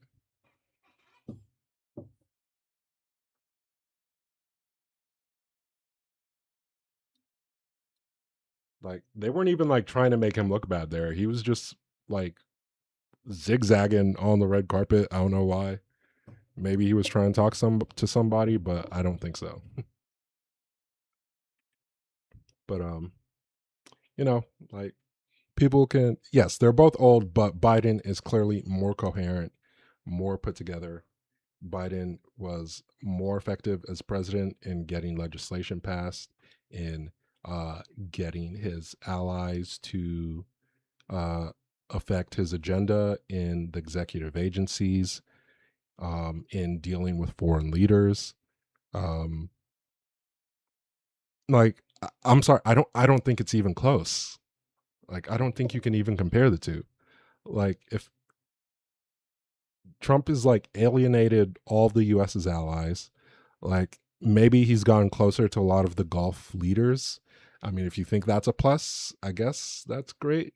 But okay, then he's empowered Iran. He eliminated all of the old guard in Iran. All the people who are in charge now are way more radical than under the previous Ayatollah. They now know that they can shut down the Strait of Hormuz whenever they want. He's putting them in a better position economically than they were before, when he already had sanctions on Iran before he decided to launch a war against them. Now he's about to remove the sanctions. He's about to unfreeze all of their assets. He's going to give them way more resources than they had access to even under the deal with Obama. And then they now have a button they can push anytime they feel they're being threatened, oh, you guys want to threaten us again? I guess we'll just shut down the strait. We will shut down global oil shipping. Yeah. No one can look at that war and say the US came out better. You can be oh, we killed more of their people, we blew up all their ships. That's not the point of a war. The point of the war is to achieve certain objectives. And if you look at the objectives the US had going into the war and Israel had going into the war, they achieved basically none of theirs besides killing off the leadership. And even that didn't really matter because the IRGC is still in charge. They actually shifted power away from the mullahs into the hardliners in the IRGC. So now the IRGC actually has more control. Yeah, I see that argument, and I would agree. I would argue against most Westerners who'd say that the Middle East overall is less safe. Personally, I do not like the Iranian government, but I do think they're rational actors. I think they were rational actors before the war, during the war, and they will continue to be rational actors after the war. They will act to maximize their policy goals, which I disagree with, but they do a good job of acting in a rational manner to bring their policy goals about. Now, personally, I think that's bad for the Iranian people. That's bad for the Kurds. It's bad for the Baluchs, I believe. Maybe I said that wrong. It's bad for other minority groups in Iran. It's bad for a lot of the more liberal Iranian people, especially in Tehran. But the government of the country is in a better position. Yeah. And I actually do believe that'll provide more stability. The biggest cause of instability in the Middle East right now is Israel. Israel is absolutely the number one rogue actor in the Middle East, and I believe they have been for a long time. You know, in the West, they try to like propagandize you and say, oh, Iran is like an irrational actor. Iran is trying to attack their neighbors. Yeah. Yeah, they're free to run their country how they like. Personally, I would like if a lot of the people who were protesting earlier this year were not killed by the government and had been successful in at least getting some reforms through in the country. But unfortunately, they were not. So, you know, the IRGC will continue to be in charge and we'll see where that goes. But it was not our place to try to overthrow them.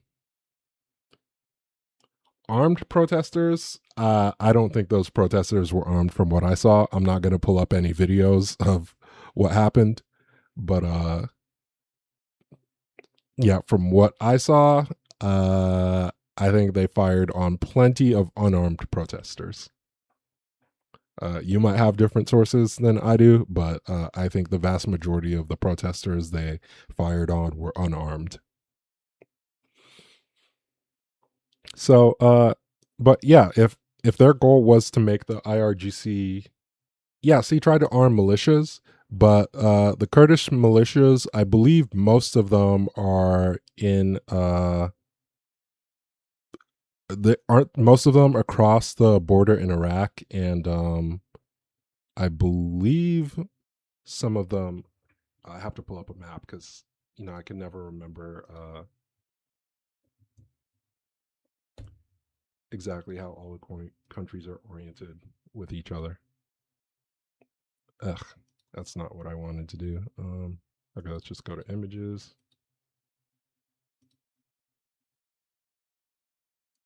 Why is Google so slow?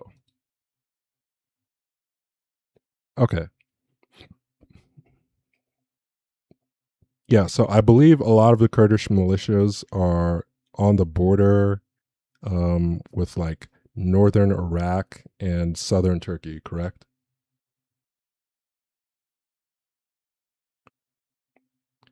Yeah, if a foreign country attacks you, then you're gonna rally to your government, especially if they kill a bunch of schoolgirls like Pete Hegseth did, because he doesn't understand the current layout of the IRGC's compounds.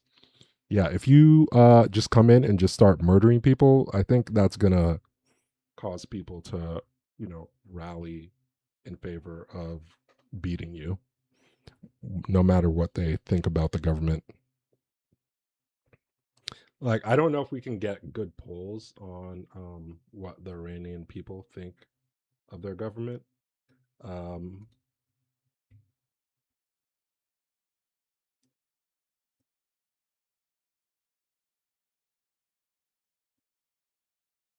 like, like you can look it up, but I don't think it's gonna be accurate. You know, like I don't think you can get real.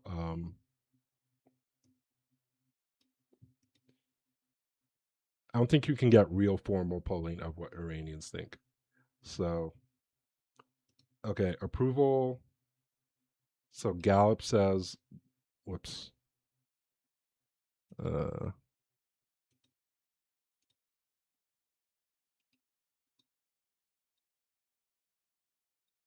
okay, so this is from 2024. So Gallup polling. Okay, so it's like 52% disapprove, 43 approve from Gallup in 2023, 2024. So that's not that bad.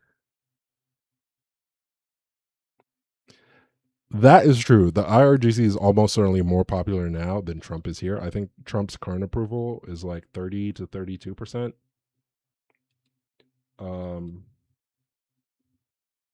So 70 to 80% of literate Iranian adults oppose the Islamic Republic. Okay. And this was 2025, which I wouldn't be surprised if that was true.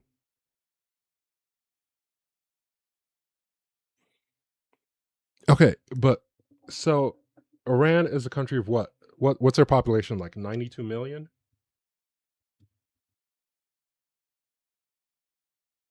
Yeah, okay, 93.2 million, right?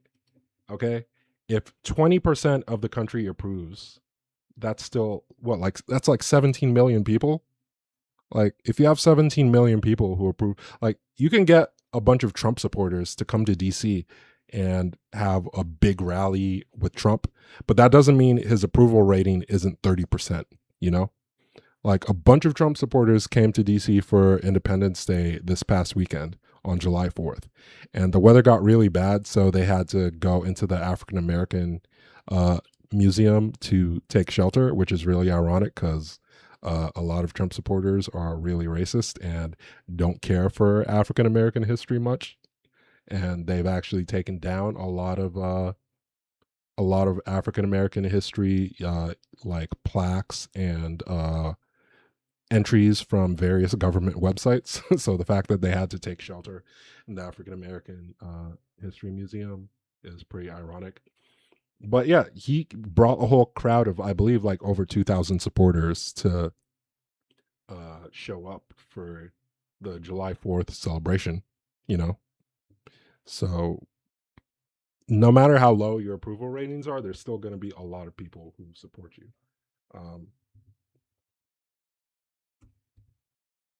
Like, what's his current approval rating? Okay, hit the highest level since spring, which is how much?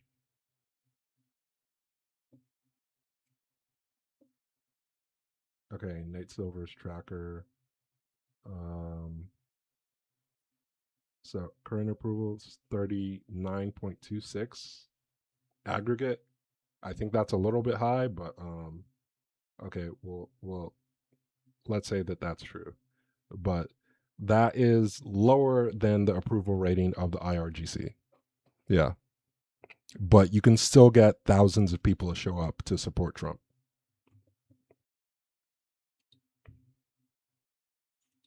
So, you know, I'm not one of those people who's going to say like, oh, the IRGC, they completely suppress the will of the entire people. But I think if most Iranians had a choice, they would choose to vote for a non-Islamic democratic government like they had before the coup in 1953 or 1954. You know, like they haven't really had a chance to exert their full democratic will for what is it, like over 70 years at this point? Okay, do you have an opinion on Mossadegh and like the coup that was facilitated by the CIA and the British government? Like, do you have an opinion on that at all?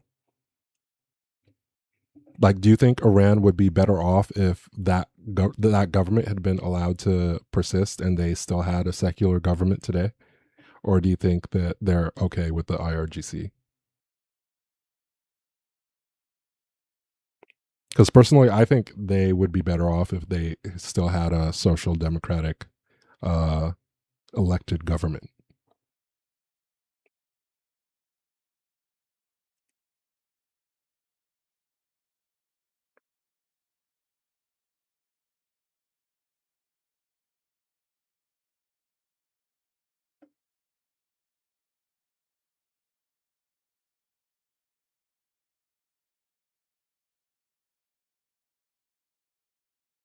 But yeah, let's keep playing this Kyle video. See what he had to say about the last 3-4 decades. DSA elections. Decades, since the Reagan era especially, have decided to play the defensive role. They are always telling you who they are not, who they oppose. They're never telling you who they are and what they stand for. So right off the jump here, 100% correct. The other part I would add to that is they bought into the logic and the mindset and the framework and the ideology of their opponents. Bill Clinton came along with the DLC, the Democratic Leadership Council. He said, look, we're going to take corporate money too now. We're not only going to take union money or lawyer money, we are going to take corporate money too now. And we are also going to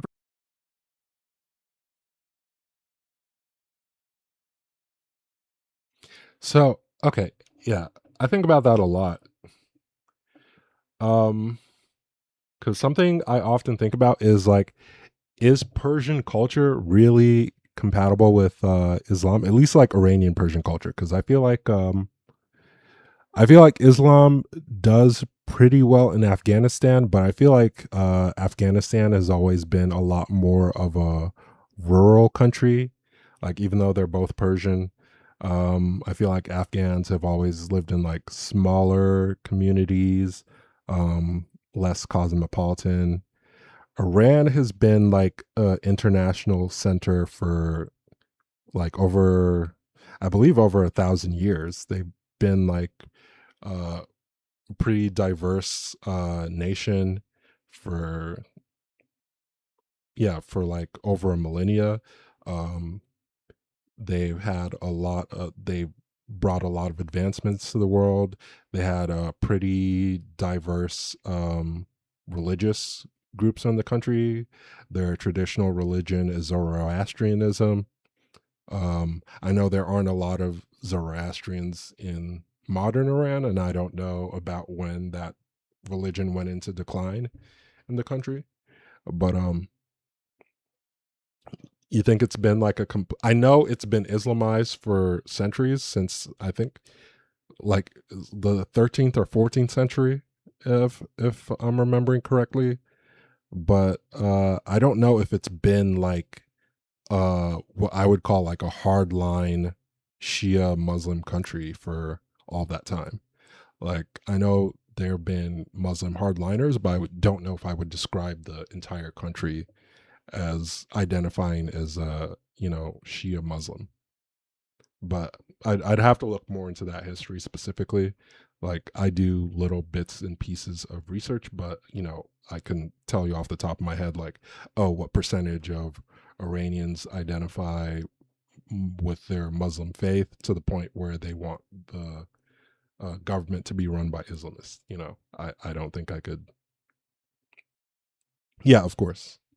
I believe Sufi Islam was pretty prominent for a while, but that was a long, long time ago. That Sufi Islam was predominant in Iraq and Iran. You know, so like we could talk about whether countries more or less Islamic, but the point is that I don't think most people would disagree with this, but I think Western intervention empowered a lot of hardline leaders. Like, I think if you ask most people, they would say like the Hashemites are a lot more moderate than the Saud family. Like, I don't think anyone would disagree with that. And Britain and the U.S. Push the Hashemites out of the kingdom of Hijaz and help the Saud family take over the vast majority of the Arabian Peninsula, and that empowered a lot of the more hardline factions within the peninsula. Like, I don't think you disagree with that characterization. Oh, you disagree? You think the Saud family would have taken over the peninsula without help from the U.S. and Britain?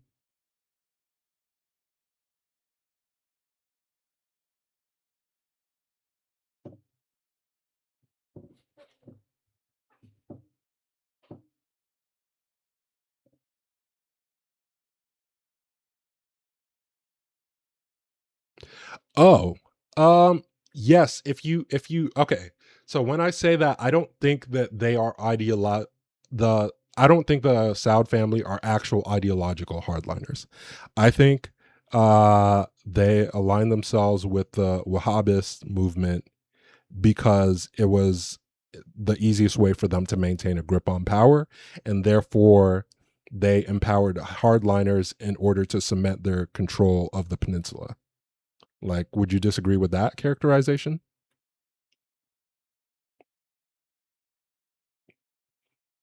because like I'm not an expert on the history. I try to be informed, but I could stand to do more research.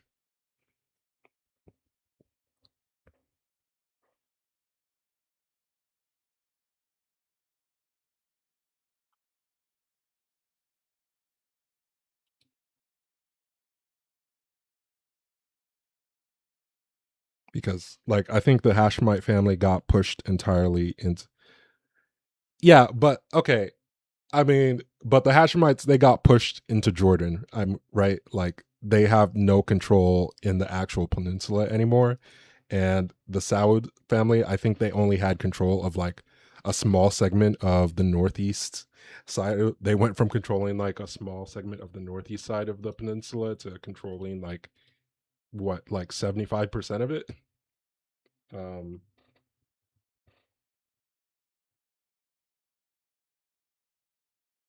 like let's say 1930.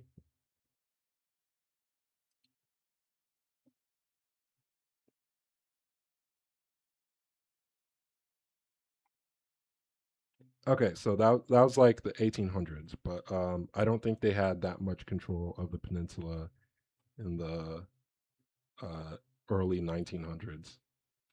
Um, like I think in the 1900s, like most of their territory was in like this Banu.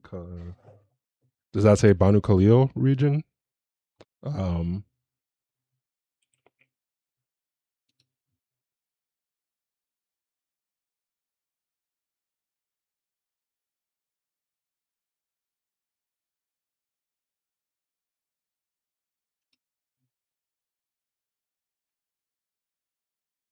okay, so here's a map from 1905 to 1923.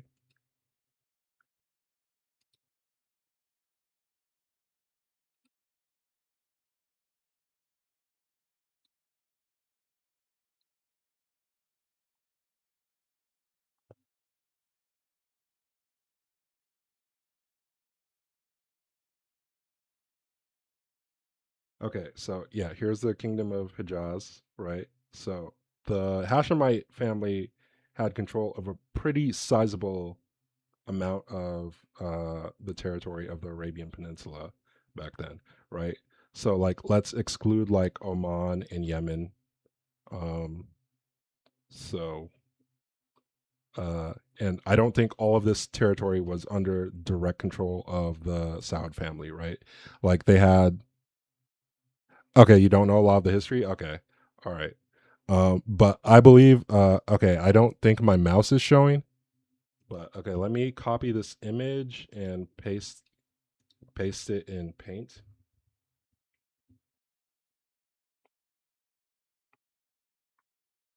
Um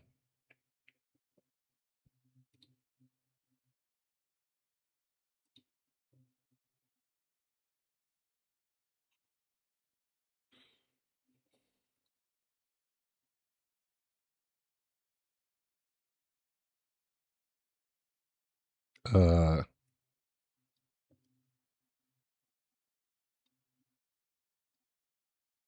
okay, I don't think this is showing up correctly.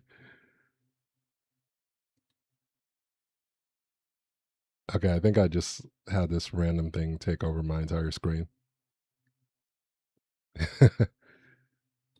Okay, I'll figure out how to do this later. But so let's just get rid of this. Okay, and just try to point it out. So I think before they found oil, the Hashemite family the Saud family mostly controlled this Al Hassa region. Yeah. Um, like I think the Saud family had allies in the broader peninsula, but I think most of their territory was in this Al Hassa region, if I remember correctly. Like that was under their direct control. So the Hashemites have had much more control over the area, and they were promised control over what is now Jordan, up through Syria, I believe. So they were supposed to maintain control over the territories that they had, according to their agreements with the British.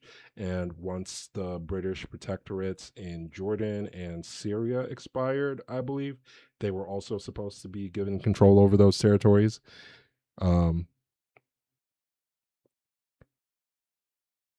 Yeah. So,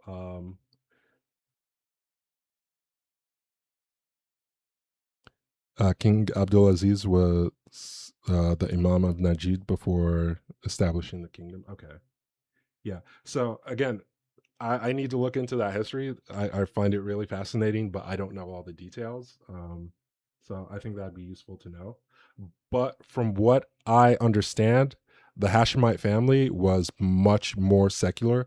Like they were not aligned with any of the Wahhabist factions in. Is that even the right way to say it? Uh,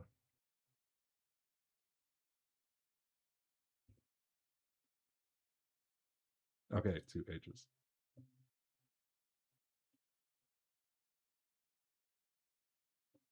Yeah, okay. So yeah, the Saud family was allied with the Wahhabist, with the Wahhabi faction. Like I don't know what do you call them? Do you call them Wahhabist?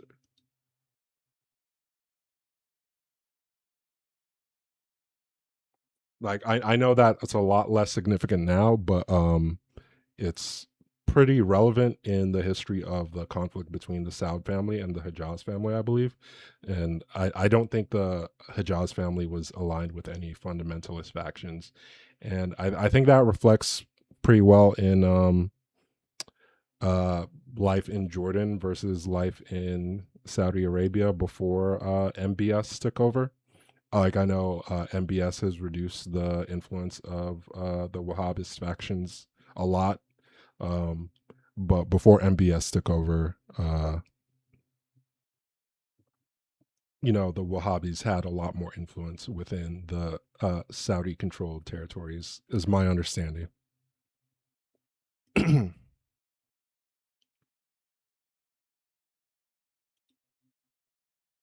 Okay, I'm wrong. Okay.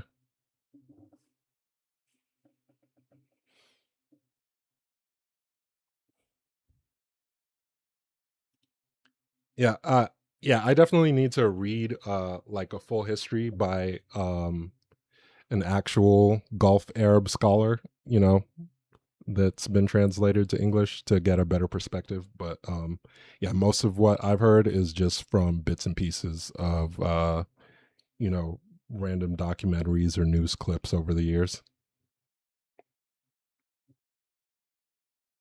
So maybe I've like sort of synthesized that information incorrectly.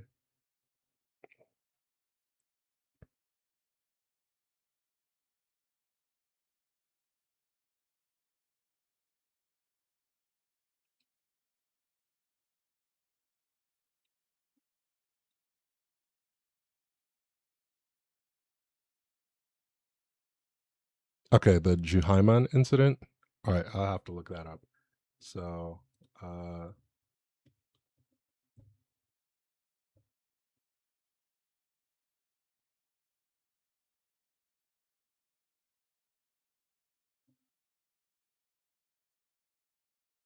okay, so I'm gonna open my little notepad. You're not gonna be able to see it, but I have some notes that I keep. So I will write that down to look up later because that looks like it'd be good to know. Okay. All right. Yeah, I'll look more into that. Thanks for pointing me in that direction. But yeah. Here's the thing, right? So I'm American. I'm also Nigerian. I was born in Nigeria, so I think I have a lot of opinions that a lot of other Americans wouldn't have based on my experience as a Nigerian. But I I I I align myself pretty strongly with left liberals. So, I believe in secular government. I believe in like a lot of individual freedoms. So I might not understand a lot of what people would be okay with in the Middle East because I personally wouldn't be okay with an Islamist government. Um, like Yoruba, and half of Yorubas are Muslim, half of them are Christian. My family is from the Christian half. I'm also a little bit from another tribe, but it's a really small tribe, so I'm not going to get into that. So, and I'm an atheist, so I don't really care about religion. But I'd say that, like, my Christian religious upbringing definitely informs a lot of the way I think about things. So the point is, like, um, it'd be hard for me to see how people would be okay with an Islamist government or like an autocratic government, because that's not something I've ever experienced. Even Nigeria, with all its problems, is still technically a secular democratic nation. We have a lot of different ethnicities. It's probably the most diverse country on the planet in terms of languages and actual individual tribes. There are over 250 languages in that one country. So, I personally believe that the more people can coexist together, the less like religion and other factors that can cause divisions that get involved in the government, the better. Um, and I understand that not everyone thinks that way, but yeah, I definitely want to understand other people's perspectives. Yeah, yeah, and I find a lot of people think that, I find a lot of people think that as long as, my material needs are being met, if I have a good education, if I have good schools, if if I can have a nice house, if we're doing well internationally, you know, why do we need a democratic government? Why do we need all that chaos? Like, you look at the US every 4 years, it's like you can have totally different outcome based on who the people randomly decide to put into power. Like, how's that any better than just having the same person in charge all the time, and what you're gonna get, so why do you need to change it? So I understand that perspective, but it's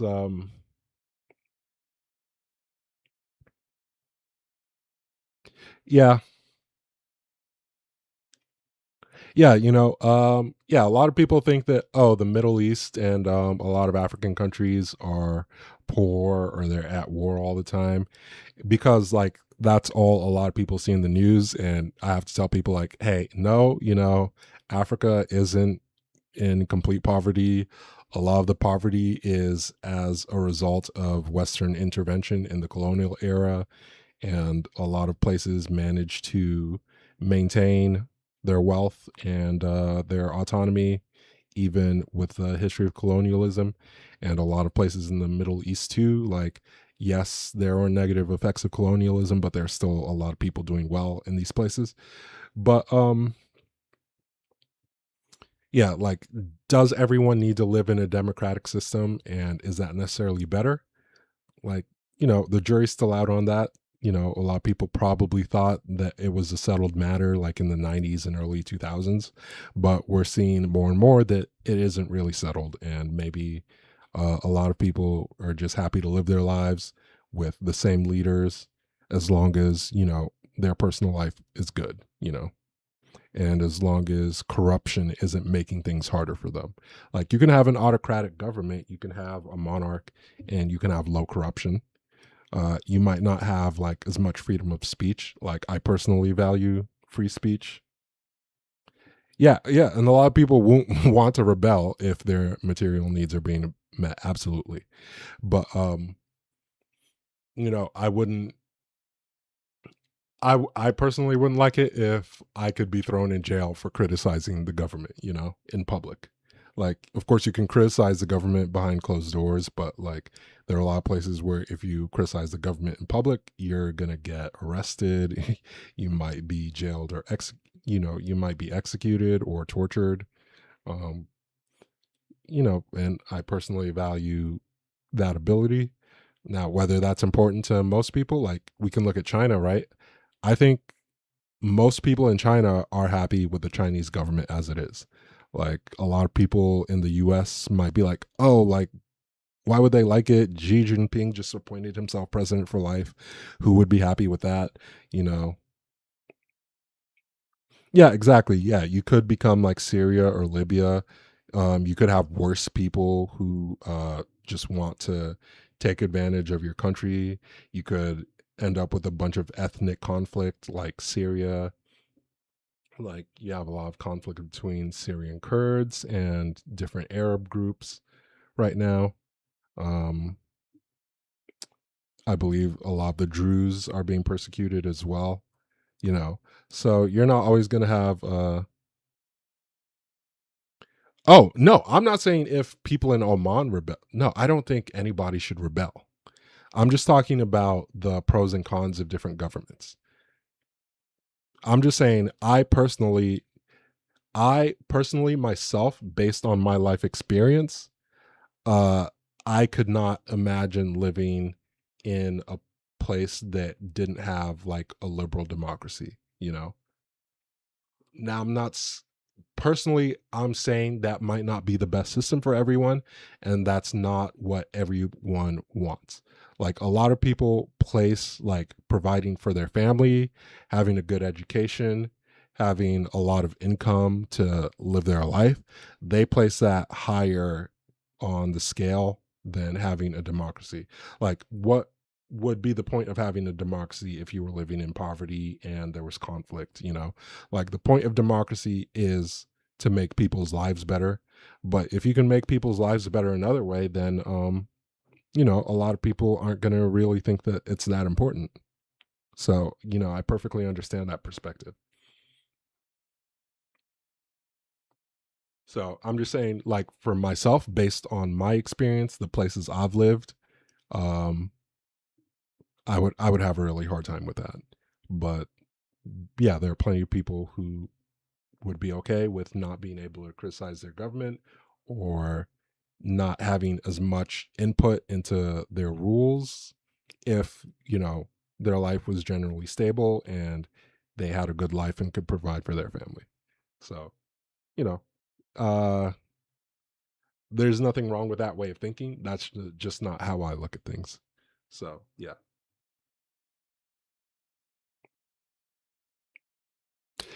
Yeah, and you know, and just because you have a democracy doesn't mean that everyone has a say. A lot of people in democracies don't participate. So, you know, you do end up in situations where in democracies wealthy people have a disproportionate control over the government, you know? So that doesn't mean everyone will be provided for. That doesn't mean everyone will have equal input into what the government does, especially in local elections. Like a lot of decisions are made at the local level.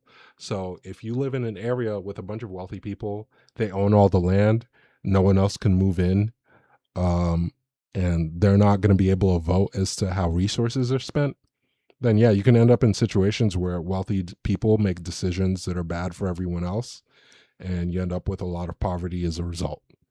Um, so that is a bad aspect of having a lot of, you know, democratic input, because not everyone has to participate. So you can just have a bunch of okay. Yeah. Yeah. Like I said, I don't know much about Oman. I have to look into it. You know, Oman might not be the same as other governments on the peninsula. Um, yeah. And, you know, I think, for example, you could probably get away with criticizing the government more in Qatar than you could in Saudi Arabia. You know, like I think that's a safe thing to say. Um, you know, but you, yeah, it's all variable. Like you know, you can't. I'm not trying to judge all these different systems and the way people live there, but I do appreciate a lot of the, like I like that we have the First Amendment in the US. I like that I can say whatever the hell I want about Donald Trump. You know, I don't like him. I think he's a terrible leader. I think he's an idiot. Okay. Okay, that's interesting. So you can criticize the government, but you can't directly criticize the head of state. And for I believe in most of the Gulf Arab countries, the head of state is a monarch, except for Yemen right now, right? So yeah, Kuwait, Saudi Arabia, UAE, Oman, um, Qatar. I believe they're all headed up by monarchies. So yeah, you're gonna have the administrative state. You're gonna have the Oh, Yemen is not technically part of the Gulf. Okay, as in like it's not considered a Gulf country, or it's not like physically a part of the Gulf. Because okay, so it's part of the peninsula, but it's not a Gulf country. Okay, got it. Okay, that's good to know. Thank you.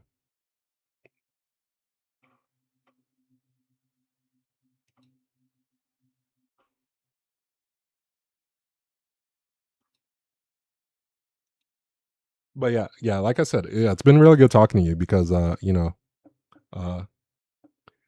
oh, okay, they have an outlet into the Arab. Yeah, got it. That makes a lot of sense. Yes, so it's part of the Arab Peninsula, but it's not Arab Gulf nation. I just called. I basically like think of the Arab world as like the peninsula, which I sometimes just call all the countries in the peninsula Gulf countries. But okay, so you have the peninsula, then you have the Levant, and then you have the Maghreb, right? So like in my brain, like those are the like Arab territories I think about. I guess I don't know if most people would consider like would most people consider like Egypt and Djibouti part of the Maghreb, or would that just be like Libya, Tunisia, Morocco, Western Sahara, all those countries, Algeria.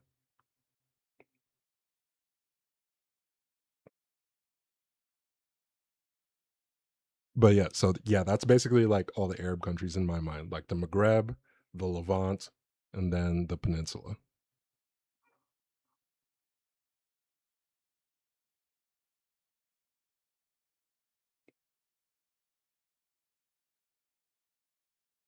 Okay, Egypt is in its own category. Okay, so it's not really a part of the Maghreb. It's not part of the Levant. Okay, and I've heard like do people consider Djibouti an Arab country?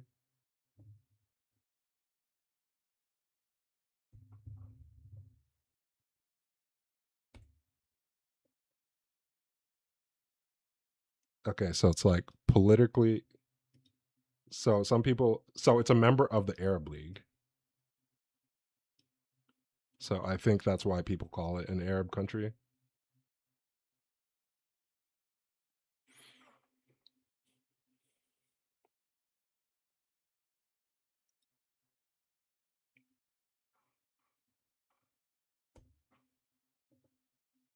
So, oh, I forgot Bahrain. Yeah, Bahrain is in the peninsula as well.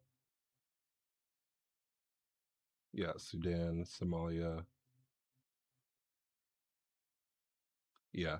So, like, yeah, I think in the West, most people would consider Djibouti, Sudan, Somalia Arab countries, even though, like, they have a lot of non Arab ethnicities. Because there are people who are ethnically Arab in those countries, even if they're not like I believe there is an Arab majority in Sudan, if I'm correct. Is Sudan a majority Arab?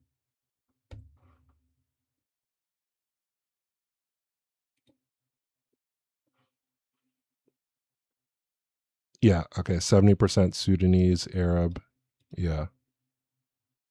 And I understand that like a lot of these populations are mixed, but like I think most Arabs are not like I think the only like pure Arab population would be the peninsula, right?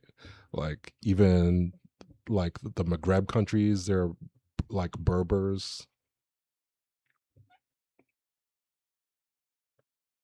Yeah.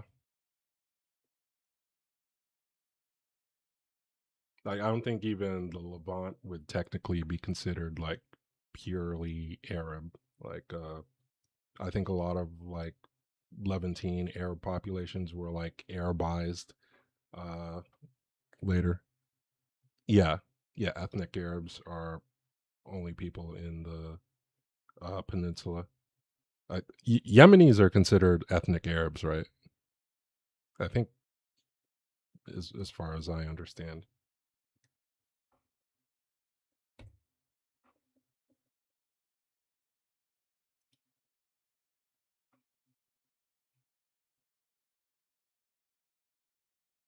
Yeah. Okay. Yeah. Okay. All right. So yeah, that was my understanding of the situation there. But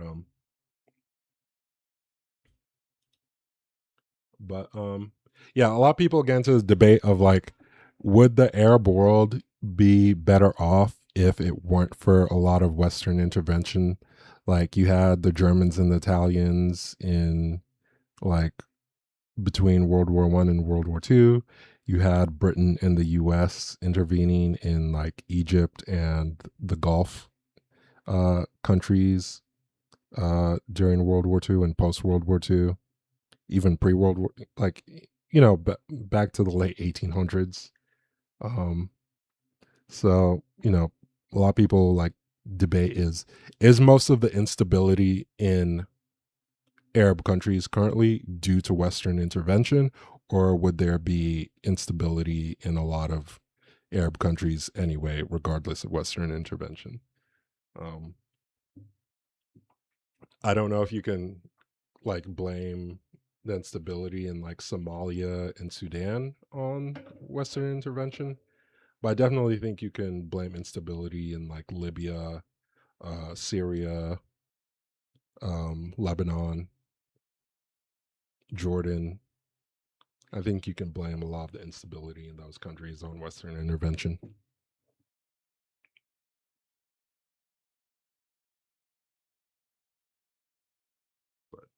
Okay. Present the will of corporations. And so you basically had Democrats officially sort of rebrand the party as half Republican. In fact, they had a term for it. It's called triangulation, where you're saying, I'm not with these crazy right-wingers, but I'm also not with these crazy left-wingers. Came along with the DL and the mind defensive role. They're always telling you who they are not, who they oppose. They're never telling you who they are and what they stand for. So right off the jump here, 100% correct. The other part I would add to that is they bought into the logic. Yeah. And a lot of people don't really like to grapple with the aftermath of colonization. Like personally, I think a lot of countries, like, okay, you could say like Arab countries like colonized East Africa a long time ago before the West colonized all of sub-Saharan Africa, right? So you can say Turkey has colonized all of Eastern Europe, basically, right? Like Turkey, Azerbaijan, Kazakhstan, like Uzbekistan, all these countries, like Azerbaijan, I'm pretty sure was a Persian country before it was Turkified. So a lot of people are like, wait, okay, why do you blame the West for all this colonization? Lots of people did colonization and were colonized, but I think a lot of Western colonization in the modern era was based on extracting as much resources from countries as possible. And in order to do that, they destabilized them on purpose. And we're just seeing a lot of the after effects of that today. So that's how I would say it's a little bit different from other forms of colonization. And that's not to say that Western countries are to blame for the current state of every single country where that's currently unstable where there was colonization, but to say that they had no role in that is kind of ridiculous, or that they have no obligations currently is also kind of ridiculous in my opinion. But that's a really big debate, and I want to see what crazy stuff Paul Kalinske said here. And the mindset and the framework and the ideology of their opponents. Bill Clinton came along with and what they to play the defensive role. They are always telling you who they are not, who they oppose. They're never telling you who they are and what they stand for. So right off the jump here, 100% correct. The other part I would add to that. That is not true.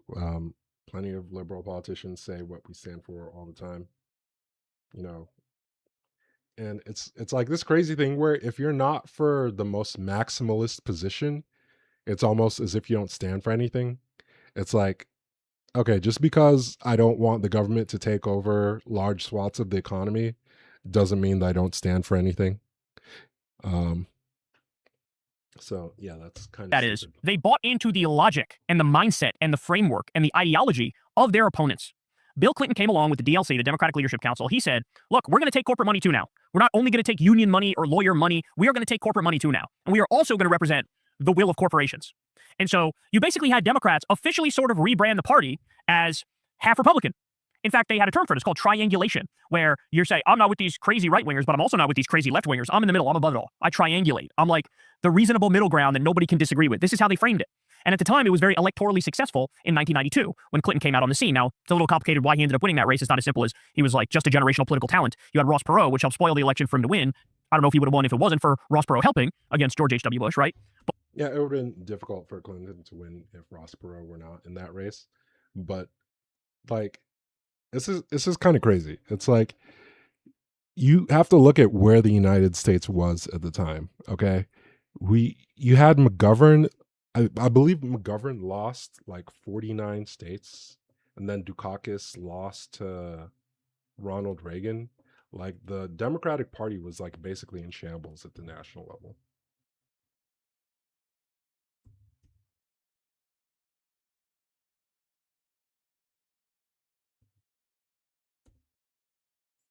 Okay, so in 1972, yeah, he ran against Nixon, right? And he basically got destroyed.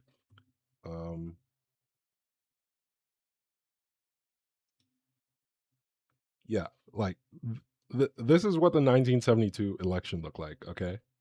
Like, this was terrible for the Democratic Party. Like, we only won Massachusetts and DC out of the entire country. Nixon won 60.7% of the vote. Like, that was unheard of. So after that, the Democratic Party kind of had to, reassess where it was at.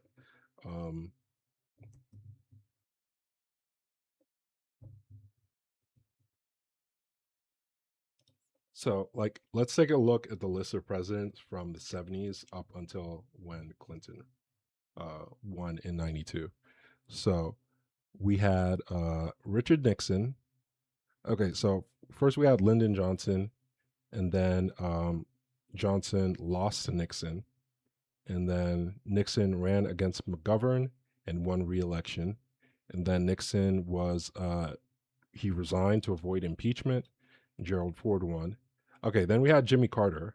Okay, but I definitely prefer a popular vote. Like, we should abolish the Electoral College. The Electoral College is an antiquated institution that doesn't even do what it was initially created to do.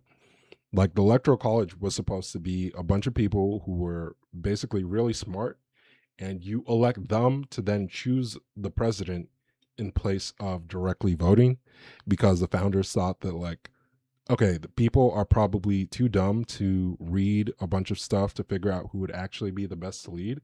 So we'll have them elect a bunch of smart electors to pick the president in their place. But pretty quickly, in very short order, within like literally right after George Washington left the presidency, we just formed political parties, and the electors just basically voted for whoever was in their party. So it just ended up being a stupid system. The only reason it exists is because it's in the Constitution, and it's really hard to amend the Constitution. That's all. Like, you need basically 2/3 of the country to agree to change it, and you can't get 2/3 of Americans to agree on anything. So yeah, we're just stuck with it. So okay, yeah, you had like the Jimmy Carter interregnum. But yeah, so for basically like 30 years, you had 4 Republican presidents and 1 Democratic president for 30 years, effectively, right? Like 1969 to 1993. Is that okay? That's like 25 years, 24, 25 years. That's like a long time to have mostly Republican presidents. So the country shifted way to the right in these like 2.5 decades, like before that you had a bunch of Democratic presidents. I don't really consider Harry Truman to be on the left. He was a Dixiecrat, so he was more of like a populist conservative, so he would be more on the right. But you effectively had a bunch of left-wing leaders.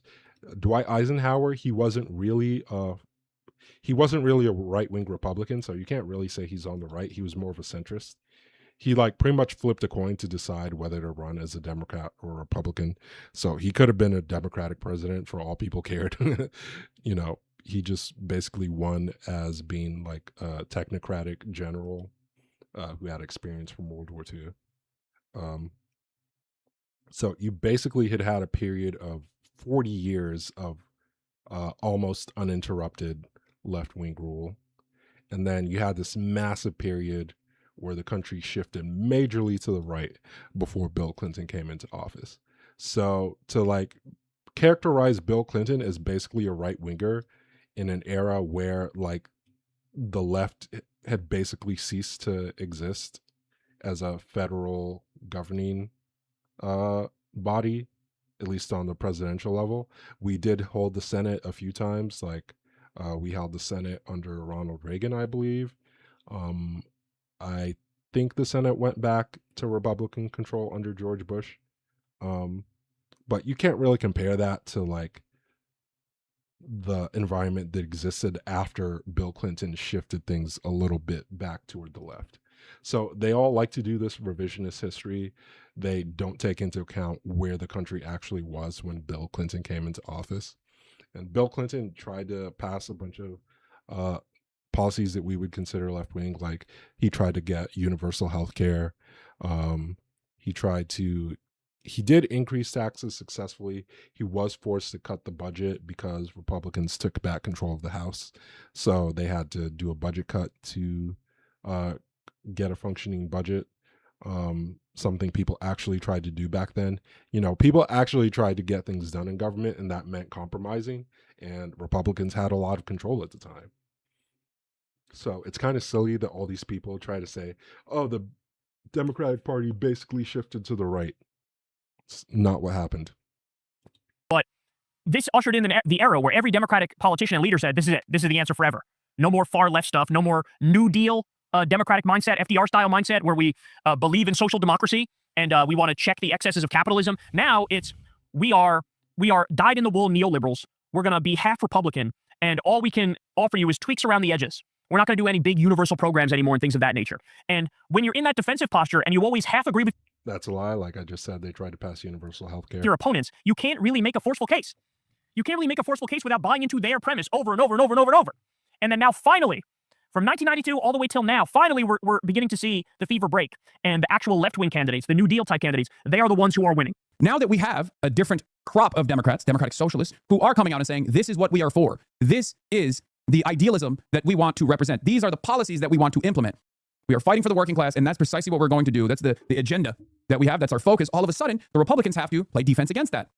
Instead of coming out and running the gamut on a litany of different culture war issues that they have seen tremendous success on, and then have the Democratic Party in its entirety run against those culture war issues by conceding on a lot of the hysteria to say, oh, we're just going to be a little bit more, we're going to be a little bit less vicious to trans people, and that's why you should vote for us. Instead of doing that, now we're having that battle on our terms. That's what's causing the Republican Party and its messaging apparatus to all of a sudden turn. This is so crazy because Hassan literally went to China. I know a lot of people don't care about LGBTQ stuff. It's, a lot of people think it's a distraction, but he likes to say, oh, the Democratic Party doesn't care about LGBTQ people. But he literally went to China the weekend they shut down all the LGBT dating apps. And he said, oh, it was actually the American companies that decided to do that, even though the Chinese government forced them to do that. He doesn't care, and this is the thing, right?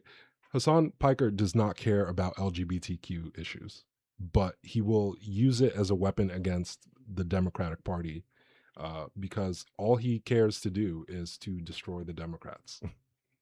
Around and identify that there are such things as normal Democrats, capitalist Democrats. It turns out there is a distinction, but that's a good thing.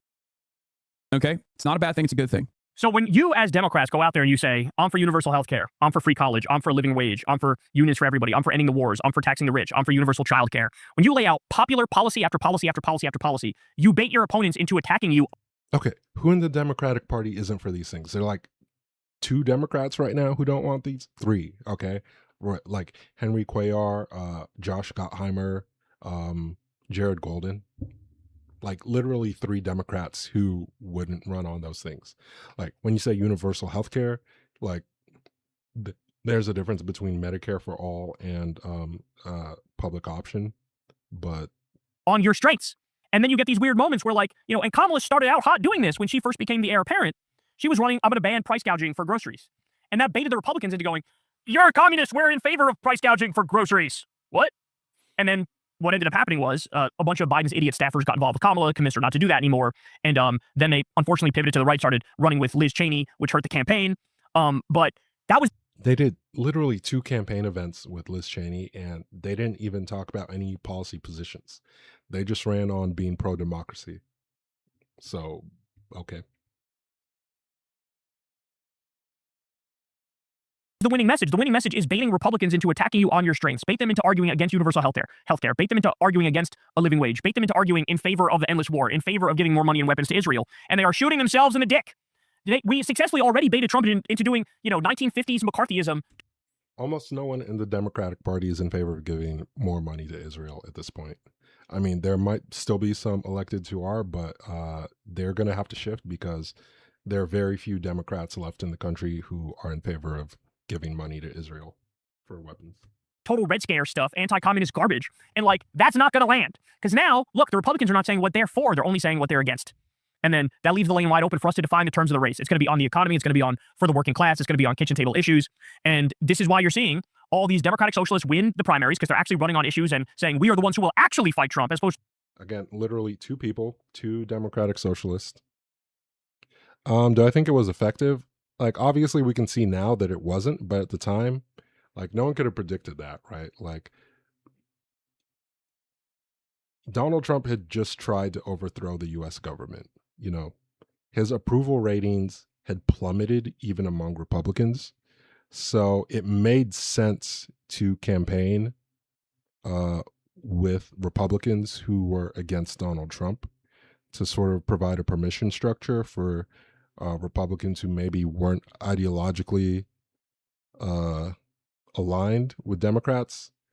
But again, it's not like she didn't make any policy concessions to Liz Cheney to have her stop at like 2 campaign events. You know, it's not like Liz Cheney was her running mate. Her running mate was Tim Walz, who was a left-wing Democratic governor. He gave free lunch to kids in his state. He expanded free college options. He did all the things that they're talking about in this video, and that was her running mate. So, like, I don't know where these people are coming from saying that the Democratic Party isn't standing for these things and you have to elect Democratic socialists to get them. Like, in states that are fully under Democratic Party control, you are much closer to having these things than states where there's either split governance or tend toward Republican control. Like, you cannot even compare living in a Democratic state to living in a Republican state. You might as well be in 2 different countries. It's that stark.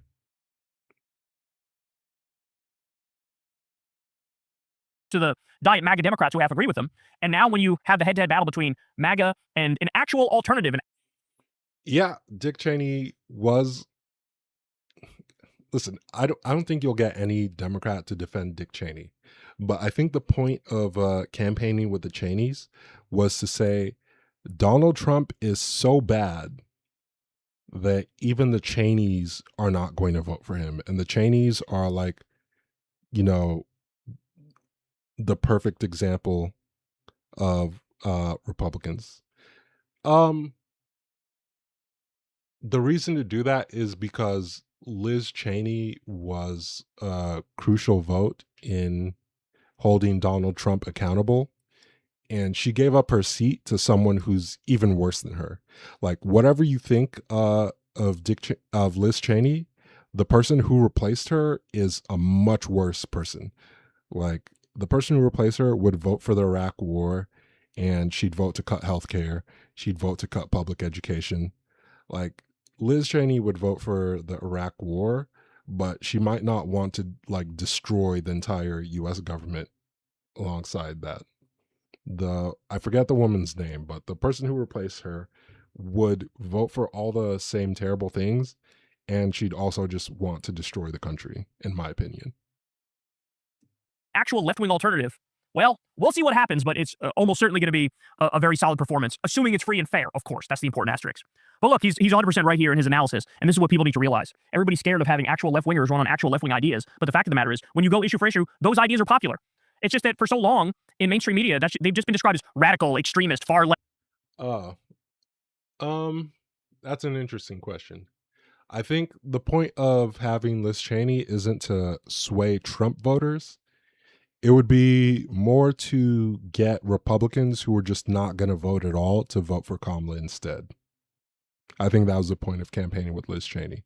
So instead of having those Republicans who didn't want to vote for Trump just sit out completely, maybe you could convince them to vote for Kamala. Left. They just use descriptors. They don't actually talk about the specifics in question. And that's why people have been psyoped into thinking left-wing politics aren't good for them when it objectively is. It just is. So there you have it. Shout out to Hassan. He's 100% correct. All right, y'all. Thanks as always for watching, man. I will have another show for you guys tomorrow. I love you all. You guys know the drill, man. Everybody do me. Okay. Yeah. Anyway, I'm just really tired of all these people like mischaracterizing the Democratic Party and what they want. Like, you can look at the policy platforms of any person who they call like a centrist Democrat or mainstream Democrat, quote unquote, and compare it to like a Graham Platner type or anyone else who they'd consider super progressive. And 95% of what you see is going to be the same.